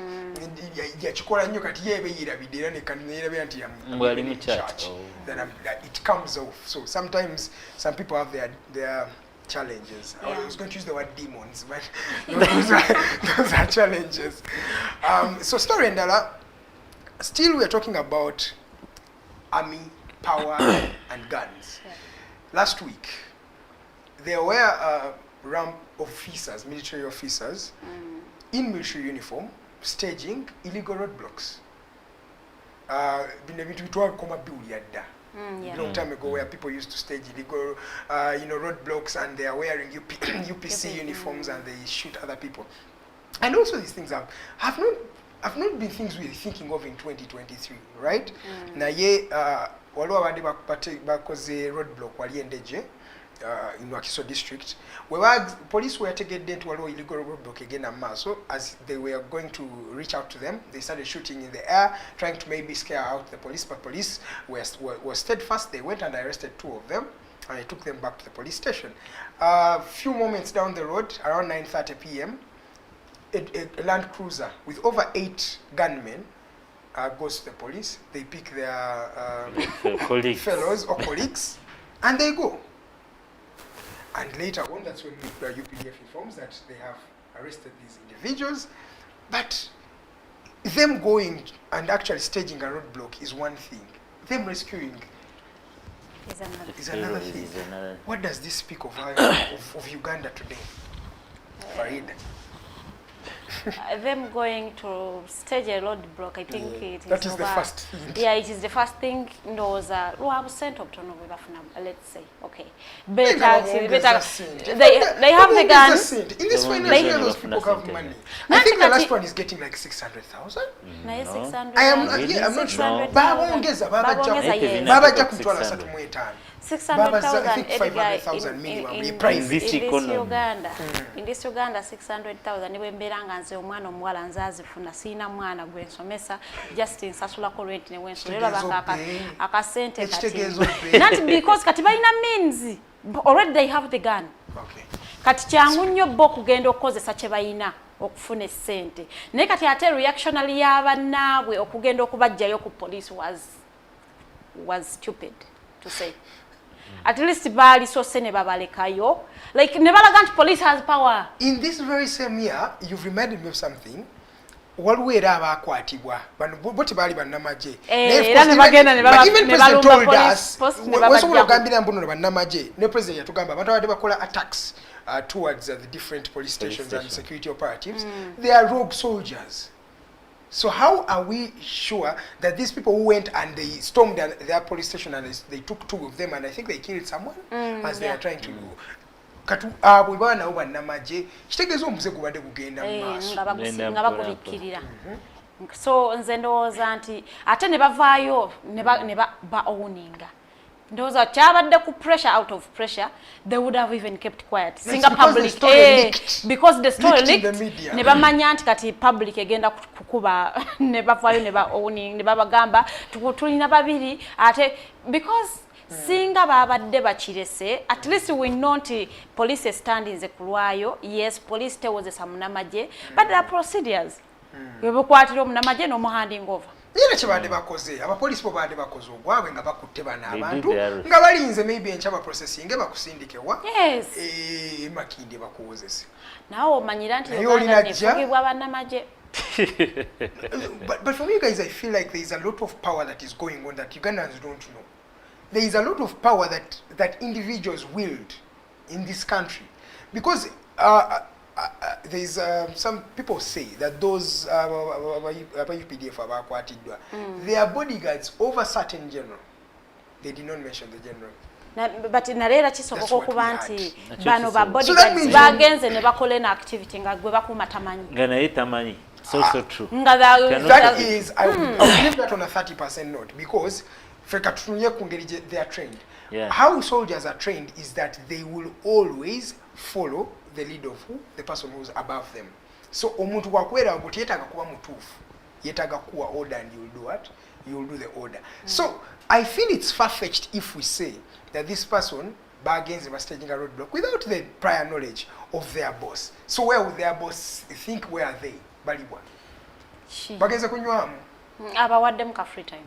Mugende mweyagale. Aina waawumulidde. Mugende mweyagale. But it also speaks of omuntu kato. What does it mean olyogenda n'asobola n'okujjayo munne?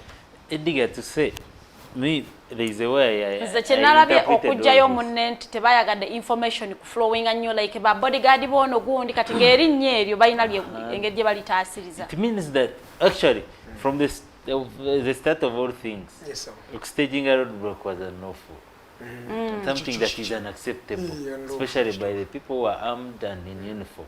That is unlawful and unacceptable. And especially at night. But to say that even when these people were arrested, then there was a need for them to be rescued from the police station.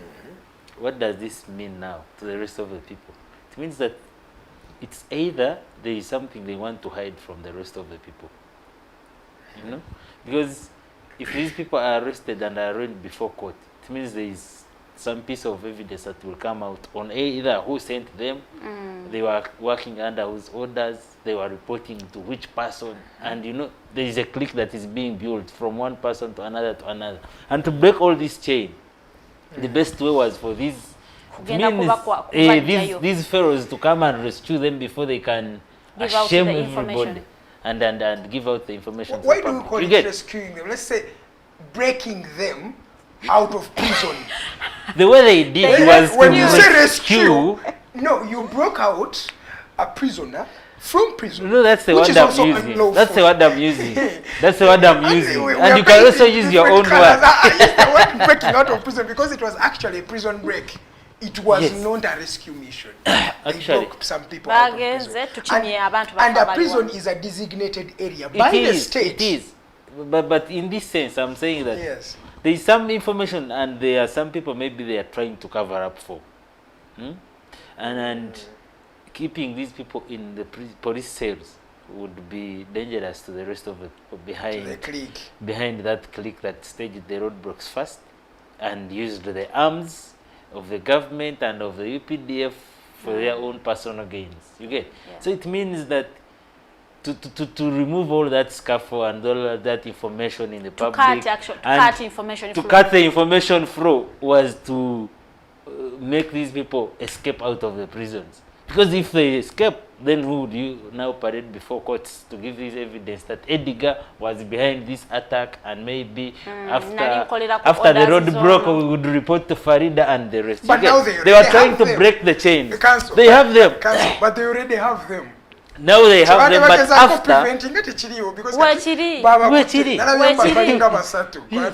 privates, I think the sergeant them with that particular group. Yeah, and they said that Land Cruiser vehicle had over 8 people. 8 people, Eight, yeah, but so they only now have they 3. only have 3, and they rescued 2. That makes the number to 10. Now So where are the rest of the 7? You get? Nice question. And we have had police and army people misbehave, maybe kill civilians, maybe mishandle them, maybe root and steal, so many other things, arrested allegedly, and the spokesperson will come and say, we have arrested the person who did ABCD, and they would be arraigned before court. But are they even at the end of it all arraigned before court? Exactly, that's the question I was Are going they to brought ask. before the books of We are record, they- and that we are we know that hearing them. if Edgar is the We are one who was behind the attack in ABCD, but we have had them happen. I one time interacted with a soldier. I was in Gulu, Gulu district that day. And I interacted with this guy, and we were just having a normal conversation. And he told me his interests. Ye bintu bya singo nyumira. Yanga manze, kastambera ne mundu yange wano. Bebaba, those were the words he was using. Wabea ne mundu ye wano, teri kintu kimutiisa. Nakanze nze kuba ne bandemployinga, ne bantwala awantu awalala. Yeah, because those rumors came out as well. Those rumors came out as well. That listen to such statements. Yeah, by people and who are from carrying people them. who are in uniform, because that Because is it not shows the the first one to also say. Yeah. Some other person was saying, and they told me that you think that the army can sacrifice one of their own for you, a civilian who is actually trying to make them look so loose. For me, you will think that they are They'll be like, they will just make news and we arrested ABCD, and they will just take them somewhere and they will be there. So how for sure, the years and the how years sure are we and the that years. these people have been incarcerated at the end of the day? Piechibuz. But Farida, also another question to you. Museveni, is Museveni still in charge of this country? He is. He is Yeah, the he president of is. the country. He is. He is. How? You guys, aren't you seeing these? By the moment we have always been crying and always been lamenting and always been praising, let me not choose even the word crying. We've always been praising UPDF to be one of the most disciplined. Thank you. But it is the most disciplined, but we have the indisciplined pharaohs. But when you in look the at the UPDF. track record of the UPDF for the last, I think, 4 or 5 years, it has been diminishing. But Edgar, don't single out a few instances and a few individuals to generalize the whole picture of the UPDF. What is the We whole know that picture? we So have. what is the whole picture? We know that we have So what is good that whole and picture that they disciplined say that is people the in most the disciplined? UPDF. So what is that picture that they say that is the most disciplined?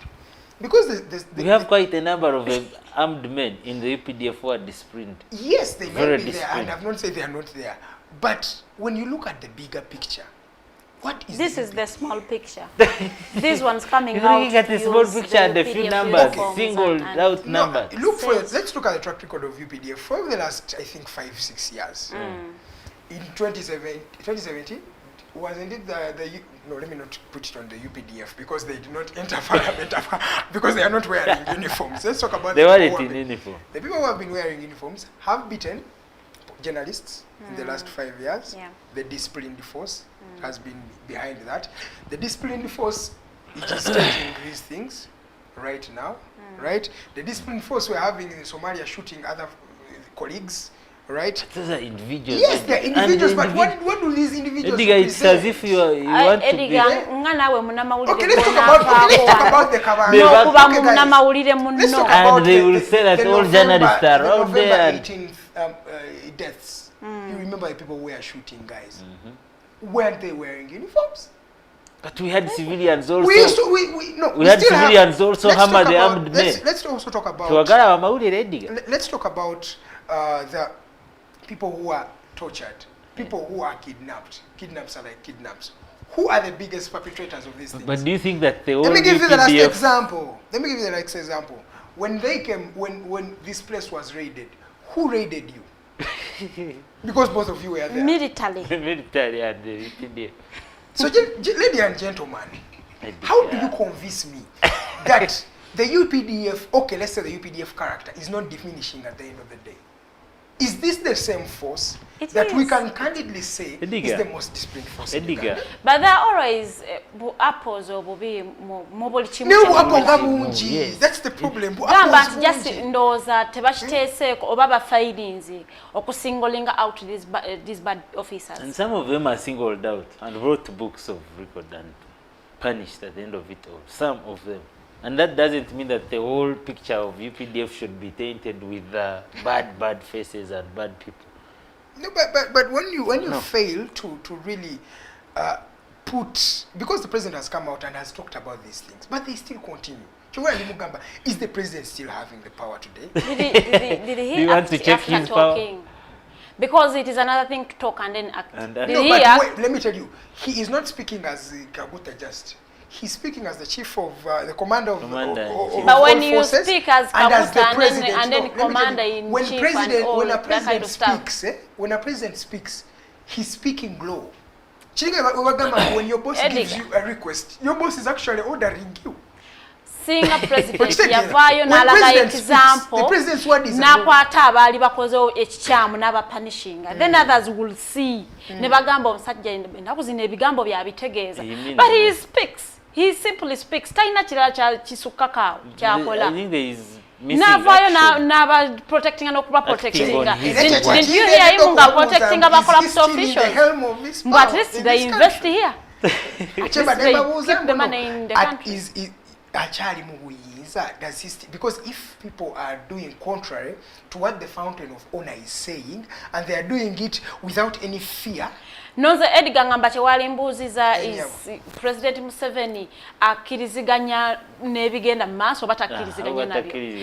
Because ajavaya abetabikkiriziganya. Yes. And and you do what? You do what? Let me give you an example. When the president on the 3rd of what was it March in 2020 when the president came out and told you Farida you're not going to drive your car, did you drive it? That's the power we are talking about. Exactly. If he has the power to tell the whole country to keep quiet and not move a step, and the whole country kept quiet, why doesn't he have the power of saying, there's a few 8 ones, let's get them, Edgar, when the president gave such orders, yalonda n'abantu ne waberawo deployments ku makubo. And there was enforcement. And there was enforcement. Kati when he comes and speaks about the human rights violations, oba ebyo byonna ebigenda maaso. N'atateekawo kale kakiiko kalondoola ne bata because already amanya jegalieyo the names of people that have been doing this all yeah, this of course, ne watabeera wokikolebwa kati tugambe mbwa twagala nnyo okusinga bali ababikola. President has become what they call a barking dog. A barking dog seldomly bites. So when the military comes here, Edgar, how does the military yajawa otukwata ngegamba we are disturbing the peace of the person of the president? How does the president come out also saying, so when you go take the person who's at the helm, is that how do you come out as a president and say, I also don't know who's torturing Uganda, who's kidnapping, who's torturing? Now, if you don't know, sir, with all due respect, how will I know? Because I pay my taxes in regard or in thinking that, hey, my resources will be allocated to security, and the president is the head of that. You're the one I'm supposed to pin, right? But if I come to you, that way, should be for some other day. The ones who were shooting people were on orders. It wasn't on their own initiative. There is a difference between bad character and bad leaders who order them to do shady stuff. Yeah, because that's the soldier mentality. We believe soldier bamugamba when you come do this. Tajja kubuza.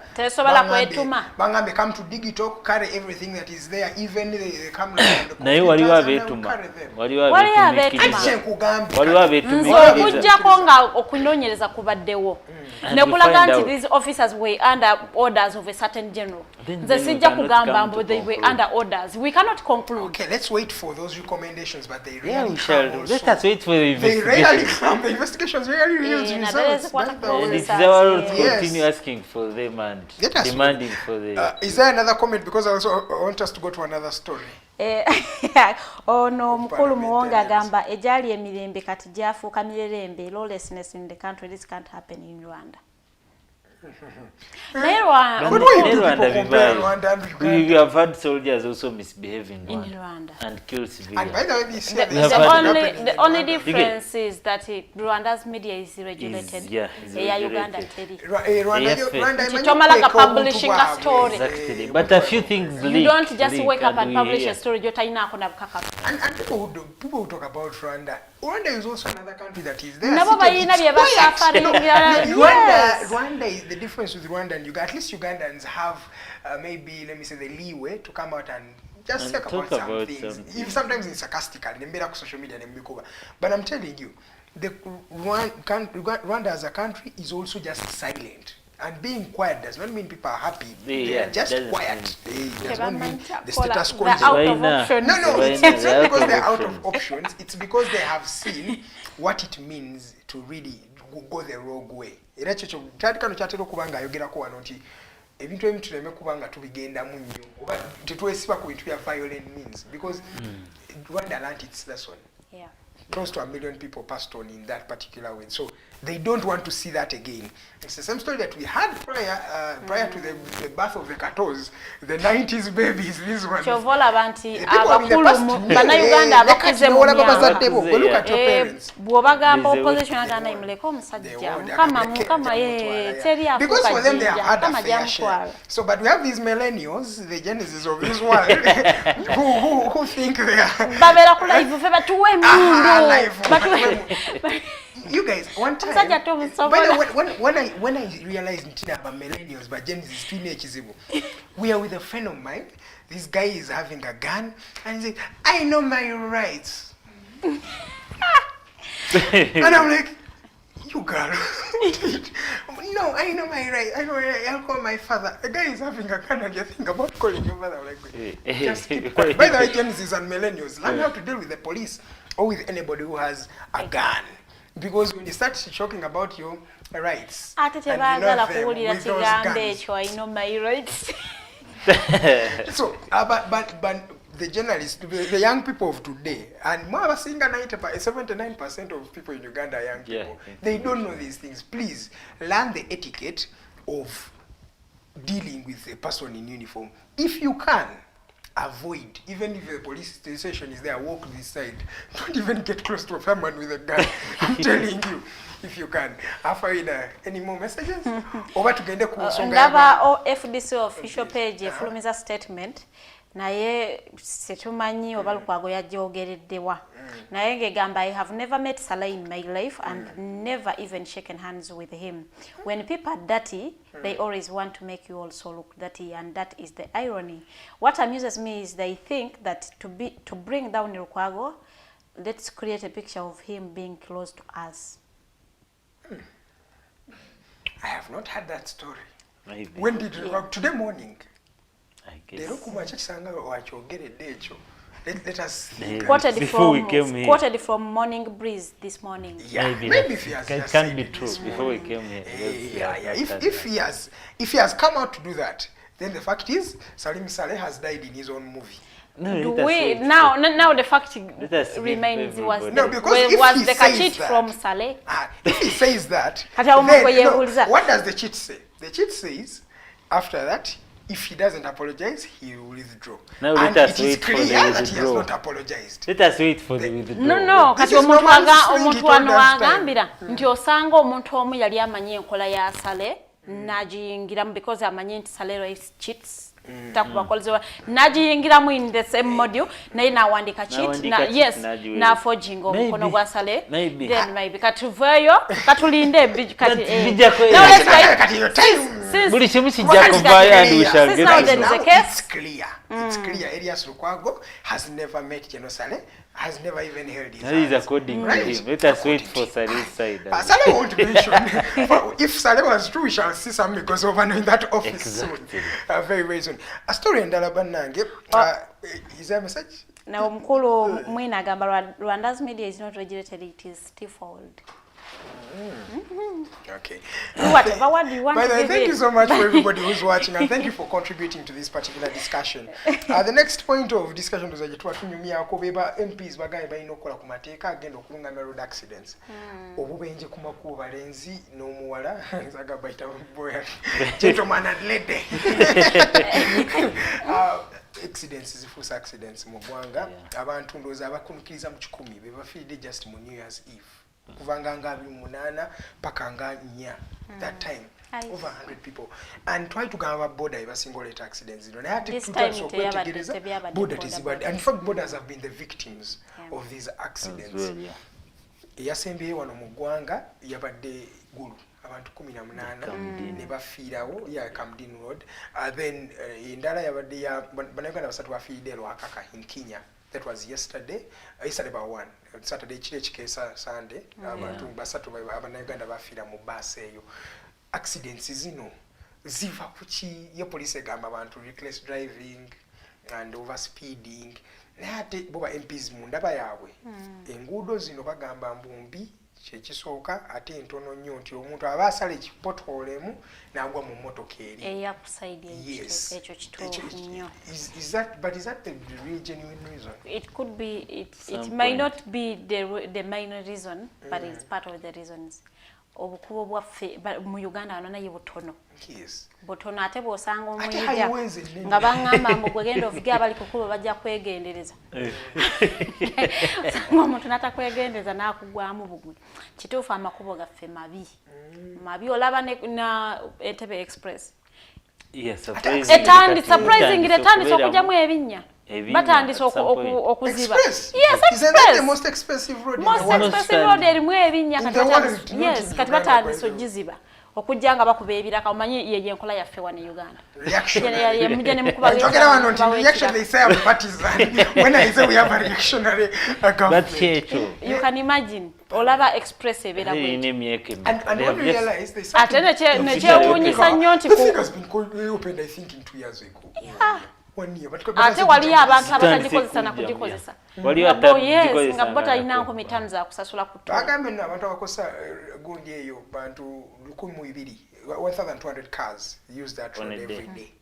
So nakazente bakajjayo mpola mpola. Kati weebuze Uganda ng'erina ssente ezizimba enguudo mu Congo. Ani Farida nzikando nze mundowooza yange Eddie. Yes sir. Tuleme kwekwasa amakubo okubeera amabi nnyo. As the main cause of the road accident.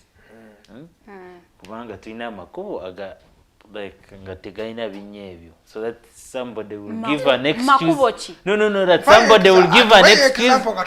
Ngenda kuwe Entebbe Express. No. Byakajja. And on some spots accidents ziri ku highways by Gulu Road, and that's why I'm trying to tell you that we should not bring the increased number of accidents on the poor roads itself. Because at some point accidents zino zibeera ogenda kulaba nga tewali yadde n'ekinya, but mostly reckless driving. A person wakes up, he wants to be in Gulu at it's 10, it's coming to 10, but he wants to be in Gulu at midday. So there is that rashness on the road. Papa, they vugira we sawa bili and I will be there. And you ask yourself, go genda kuita. Sawa bili bamukomeza honga. Yes, there is that recklessness. Most of the people. So most of the road users are very reckless. Kubanga bwetuba tuvuga most of the days, you see some drivers nakola ekintu and you ask I was here with this lady Nana mu Africa nagamba ennaku zino mubeera ku kkubo nolaba munaganda nagana okukkiriza emmotoka eri wali eyagala okuyingira ekkubo nolaba nga bonna bayitawo nga balinga ndowooza abantu balina n'emputu. And to say some people come with their problems from home. Some people come with problems from home. They are stressed, the economy naye tunyiga ne struggle eri awo mwatufeera, I should say. So ebyokulowoozaako biba bingi, and when you bring all your stress from home, stress from work, the economy, You cannot even accept someone everything. to enter the road. You know your head is confused at some point, and if you don't get time to relax,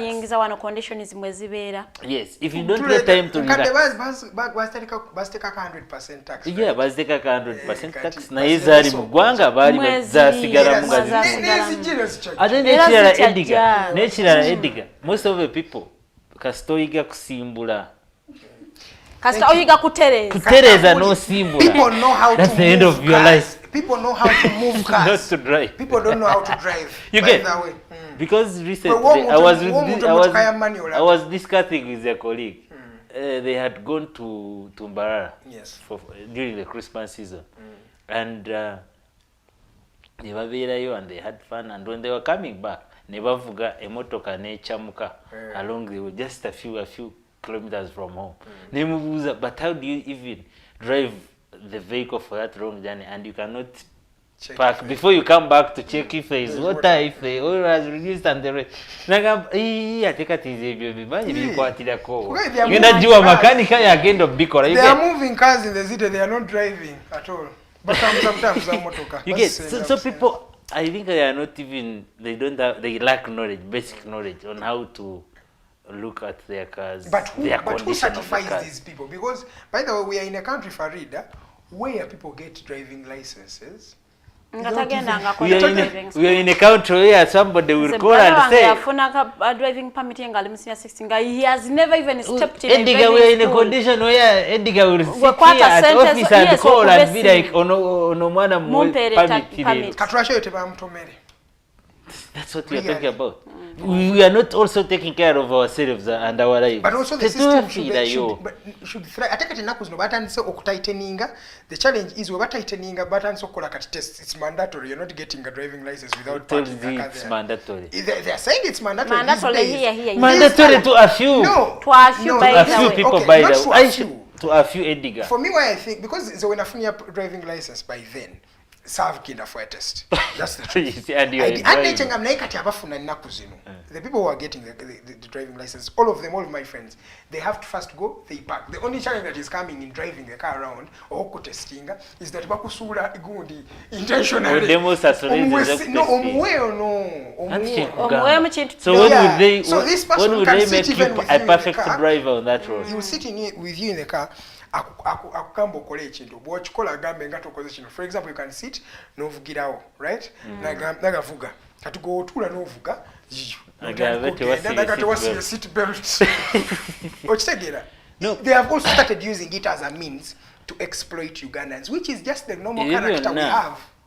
It's just generally what we I think they increased corruption instead of that one. Corruption tendency. It has always been there. It has over increased time and time over corruption ngogamba ako kali clear kati yake na kali clear komani ne mulago etwa ekisubira wali clear na kuno mulago waya kasente asajja ba permit yabo kale tebabadde babi. The difference with the asajja permit was this: they were organized. There is a difference between being organized and corruption free. Than before.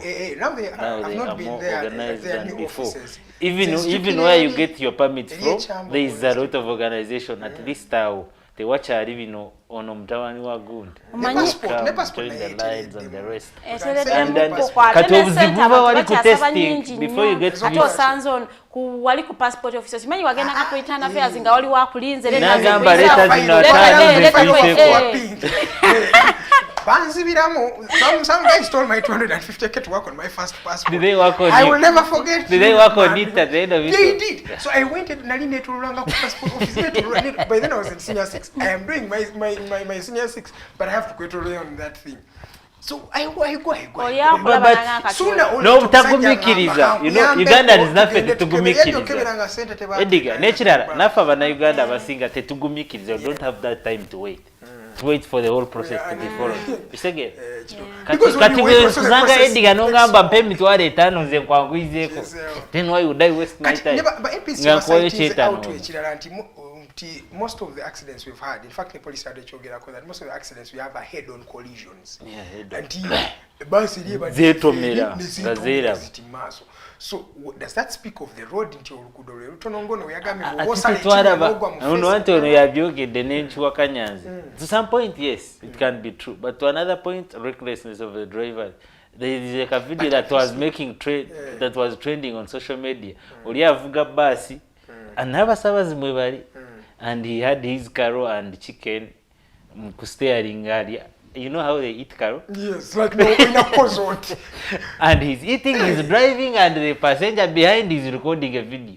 And we were wondering and saying, now which kind of Uganda now we are having in this vehicle. No, and at the end of it all, when it makes an accident, people will say that the quality of the roads is bad. I want you to drive cattle from here to Fort Potro. No, I used to drive from here to Fort Potro, and Fort Potro road would be like at most 3 hours and 30 minutes. That was a few years ago. Today you drive from Fort Potro. I drove from Fort Potro from 9 p.m. Natuke Kampala sawa 10 kumacha. Because of the road is bad. But it's not the Fort Potro road. No, I'm giving that example. Yeah, go Mavi. But then recklessness of drivers still now you have a road that I must my bus will wait ne bus and it all went again to pavement because they cannot actually cross each other like this. So manene amakubo goma bindoza unreach atena amakubo gafega bay. I don't know why we have. But I think to avoid the issue of the head-on collisions, Parliament because me I don't see the issue on the poor roads that we have. You cannot legislate poor roads. You cannot. But what I think it is, maybe the parliamentarians should devise means because most of the accidents are head-on. Yes. In a Kampala, Ngeda, Masaka, Neriva Masaka, Nezetomera ways, Gazetu Nuriga. But the best way now could be maybe making one ways. Double lanes. Double on either side. On either side, and maybe they put the, what are they called? Is this the divider? Like, ezigende Kampala zigare muleni yazo. Ezigende Masaka na zigare muleni yazo. And you cannot overtake from this side. I think it was the KCCA. And I think it should that could be the something best that should be adapted globally. To avoid all those head-on collisions. All main roads that go to the different parts of the Uganda should be double lanes. Double lanes and right? divided. Maybe because it's expensive, let's say double lanes should work for maybe the first districts that have a lot of people, majority of people. Tukezenga wonala bambwi. Wonabo vuka kuva wano paka 40. Like for kuva wano paka ngemiti yana paka emuwende wali abantu banji. Also okola double lanes. Then okuva ngemuwende paka Fort Potro no gamba wakasetse. Let's do a single lane because there are not many what? But they should be divided so that abagenda this side they don't overtake the people going this side. Let's do things with it. And then goodwill. It's a goodwill and knowing what you want. You as an individual at the end of it all. Even the legislators, for you have something to say. N'abantu abamu abavuga ku makubo tebamanyi wawe balina kuyisiza. Yeah. Omuntu ayisiza wonna. The signs, road signs, tebazimanyi. Oh, I think we are not even curious people enough to go and look and say, and what is read the speed about limit of Uganda? Not many people know. Omuntu alabira ddala ka sayini omukulu wano yatutegeeza nti ensonga lwaki tebaawandika bigambo ne bateekawo obusayini naawe ataasoma okalaba okategeere kano ne bagamba eno koona eno lidde eno so oba buno butegeeza hamps ziri mkendeezeeko naye wali obaddeko mu mmotoka omusajja n'akuba hamp n'ogamba yono tabiraba. But you people, we need civic sensitization. But now ku hamps you guys, the issue of hamps. We need civic education. The issue of hamps waliwo otukanga kapande bakateeka ku hamp kwenyini and it should be about some meters. Kati obuzibu bwa yakole kubo n'okuteekako sayini egyezi. Yakole kubo. Hamps ahead naye nga naye kaliko hamps kwenyini. In 2 minutes the hump is already wenyini omaze jikuba and that's when you can see hamps ahead. No, but I feel government here feta gekole chibaita mass sensitization and civic awareness. Bantu mwe bannauganda tuli bannauganda mindset change. you may realize, Farida, that the people, according to some of the research I've made on Uganda as a country, by the way, I've studied Uganda as a specimen to really understand what kind of people we are. Oja kwekanga ku Uganda millions nga nnyo kinene nnyo bebayinza okwanga bebavuga n'amamotoka ago. I'm telling you the truth. No, these okusukamu because these days but when you look at the owners of the cars, but the owners of the cars, you realize that there are not so many people. So those are sensitization. And do refresher courses to these drivers, maybe. Yes, teach. No, drivers. Refresher yes, courses. But that was they check the entire public. Driving sense. Taxi, bus. Those are just civic awareness, but Uganda babayigiriza ebintu, Uganda tebamanyi bintu ngiri gye babikolamu. N'obuzibu kati mu Uganda we yatuuka ajja kumuyita for such things agambe waliyo transport. There is a growing vice of transport refund. Niwe bakuyita bakusomese bakuwa amagezo oyagala transport. Oyagala transport refund. Oyagalayo lunch. Atiba tebiriyo era abasinga tebagenda biganywamu kubose bagenda genda ajja kwagala ka transport refund agambe nze mvuga amafuta gange ngende mu ebyo osanga nti banange akadde katuwedde kufaira suwe message ntono nyaawo nga bannayuganda tugwenga tuwasi messages z'abannayuganda zisinga nazisomye so poze okubakubiriza bannaye tulina heat wave mu Uganda munywa amazzi. Dry spells for these 2 months by the Baganda. Munywe amazzi kikulu nnyo ba reporting abantu ma hospitals abali mu kuzirika because of the heat. So yes. Those ones, that means Mr. Minister Bariomusi was part of the statistic. Yagambye he was moving from one church to another. Because he fainted. Yes, he fainted. He blacked out. And you know, they are fainting because of what made me think, you know, fainting. I had no problem with his fainting, but the problem is, Bariomusi, Honorable has been a minister for so many years and an MP representing his constituents for so many years. But surprisingly, a mere blackout cannot be contained by the hospital in his constituency, Kambuga. A mere blackout. And I asked the question and I think he hasn't answered. And he was airlifted because of a blackout. You understand? Because of a blackout. And I was asking myself, what happens to the other constituents, his voters? Who black out? No, who don't even black out, who have actually bigger problems, health condition, than a mere blackout, and who cannot afford to be airlifted to Kampala for that better treatment. Does he still deserve to be? Does he still deserve to be the MP representing the same constituency? Does he? Does he? Now it's about airlifting. Bannauganda balina wote balumiddwa. Musaizo kwanga yabadde part of the number. Yes, he blacked out. But we pray for that he recovers one function from a church ngagenda kunda. Never agambe yadde atambudde emikolo mingi. By the way, and he also said that he has not had enough time to rest. Because people need to rest. I've also when you overwork for hours, relax and rest. I was actually about to faint recently. I'm not lying, you guys. I was what about had to happened? Faint. But you know what causes fainting? I had not eaten from morning, and my friend took me for swimming. Sugar levels were and my down. friend took me for swimming. So when I came out of the swimming pool, I felt I was going to faint, you guys. You gave me water. Thank you so much. And be like you could just make a sample out of the 5 people. But now that's what we're going to balabange mi majikaze. Yes, ngajikaze ngajikwe. So na mwemanyizo kwa ne lip balm munywa amazi. You might not need a lip balm but move with water, take water. Chikulu nnyo kubanga banaye ekiro oberanga ali emisana. Ebugumu. So na itunywa amazi tasiriza obulamu. All right, fire sibule.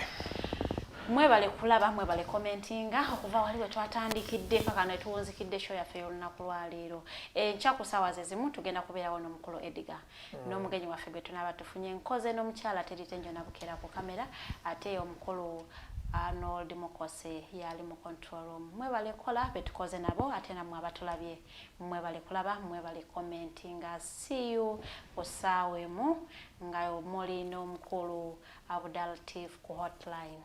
Mwebale nyo, I wish you a good day.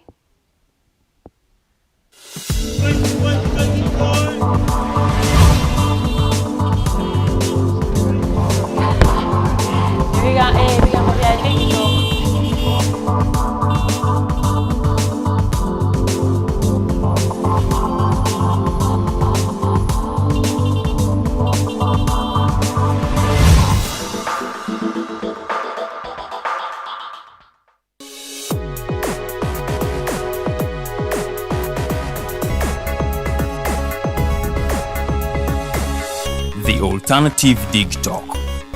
Real issues, real talk.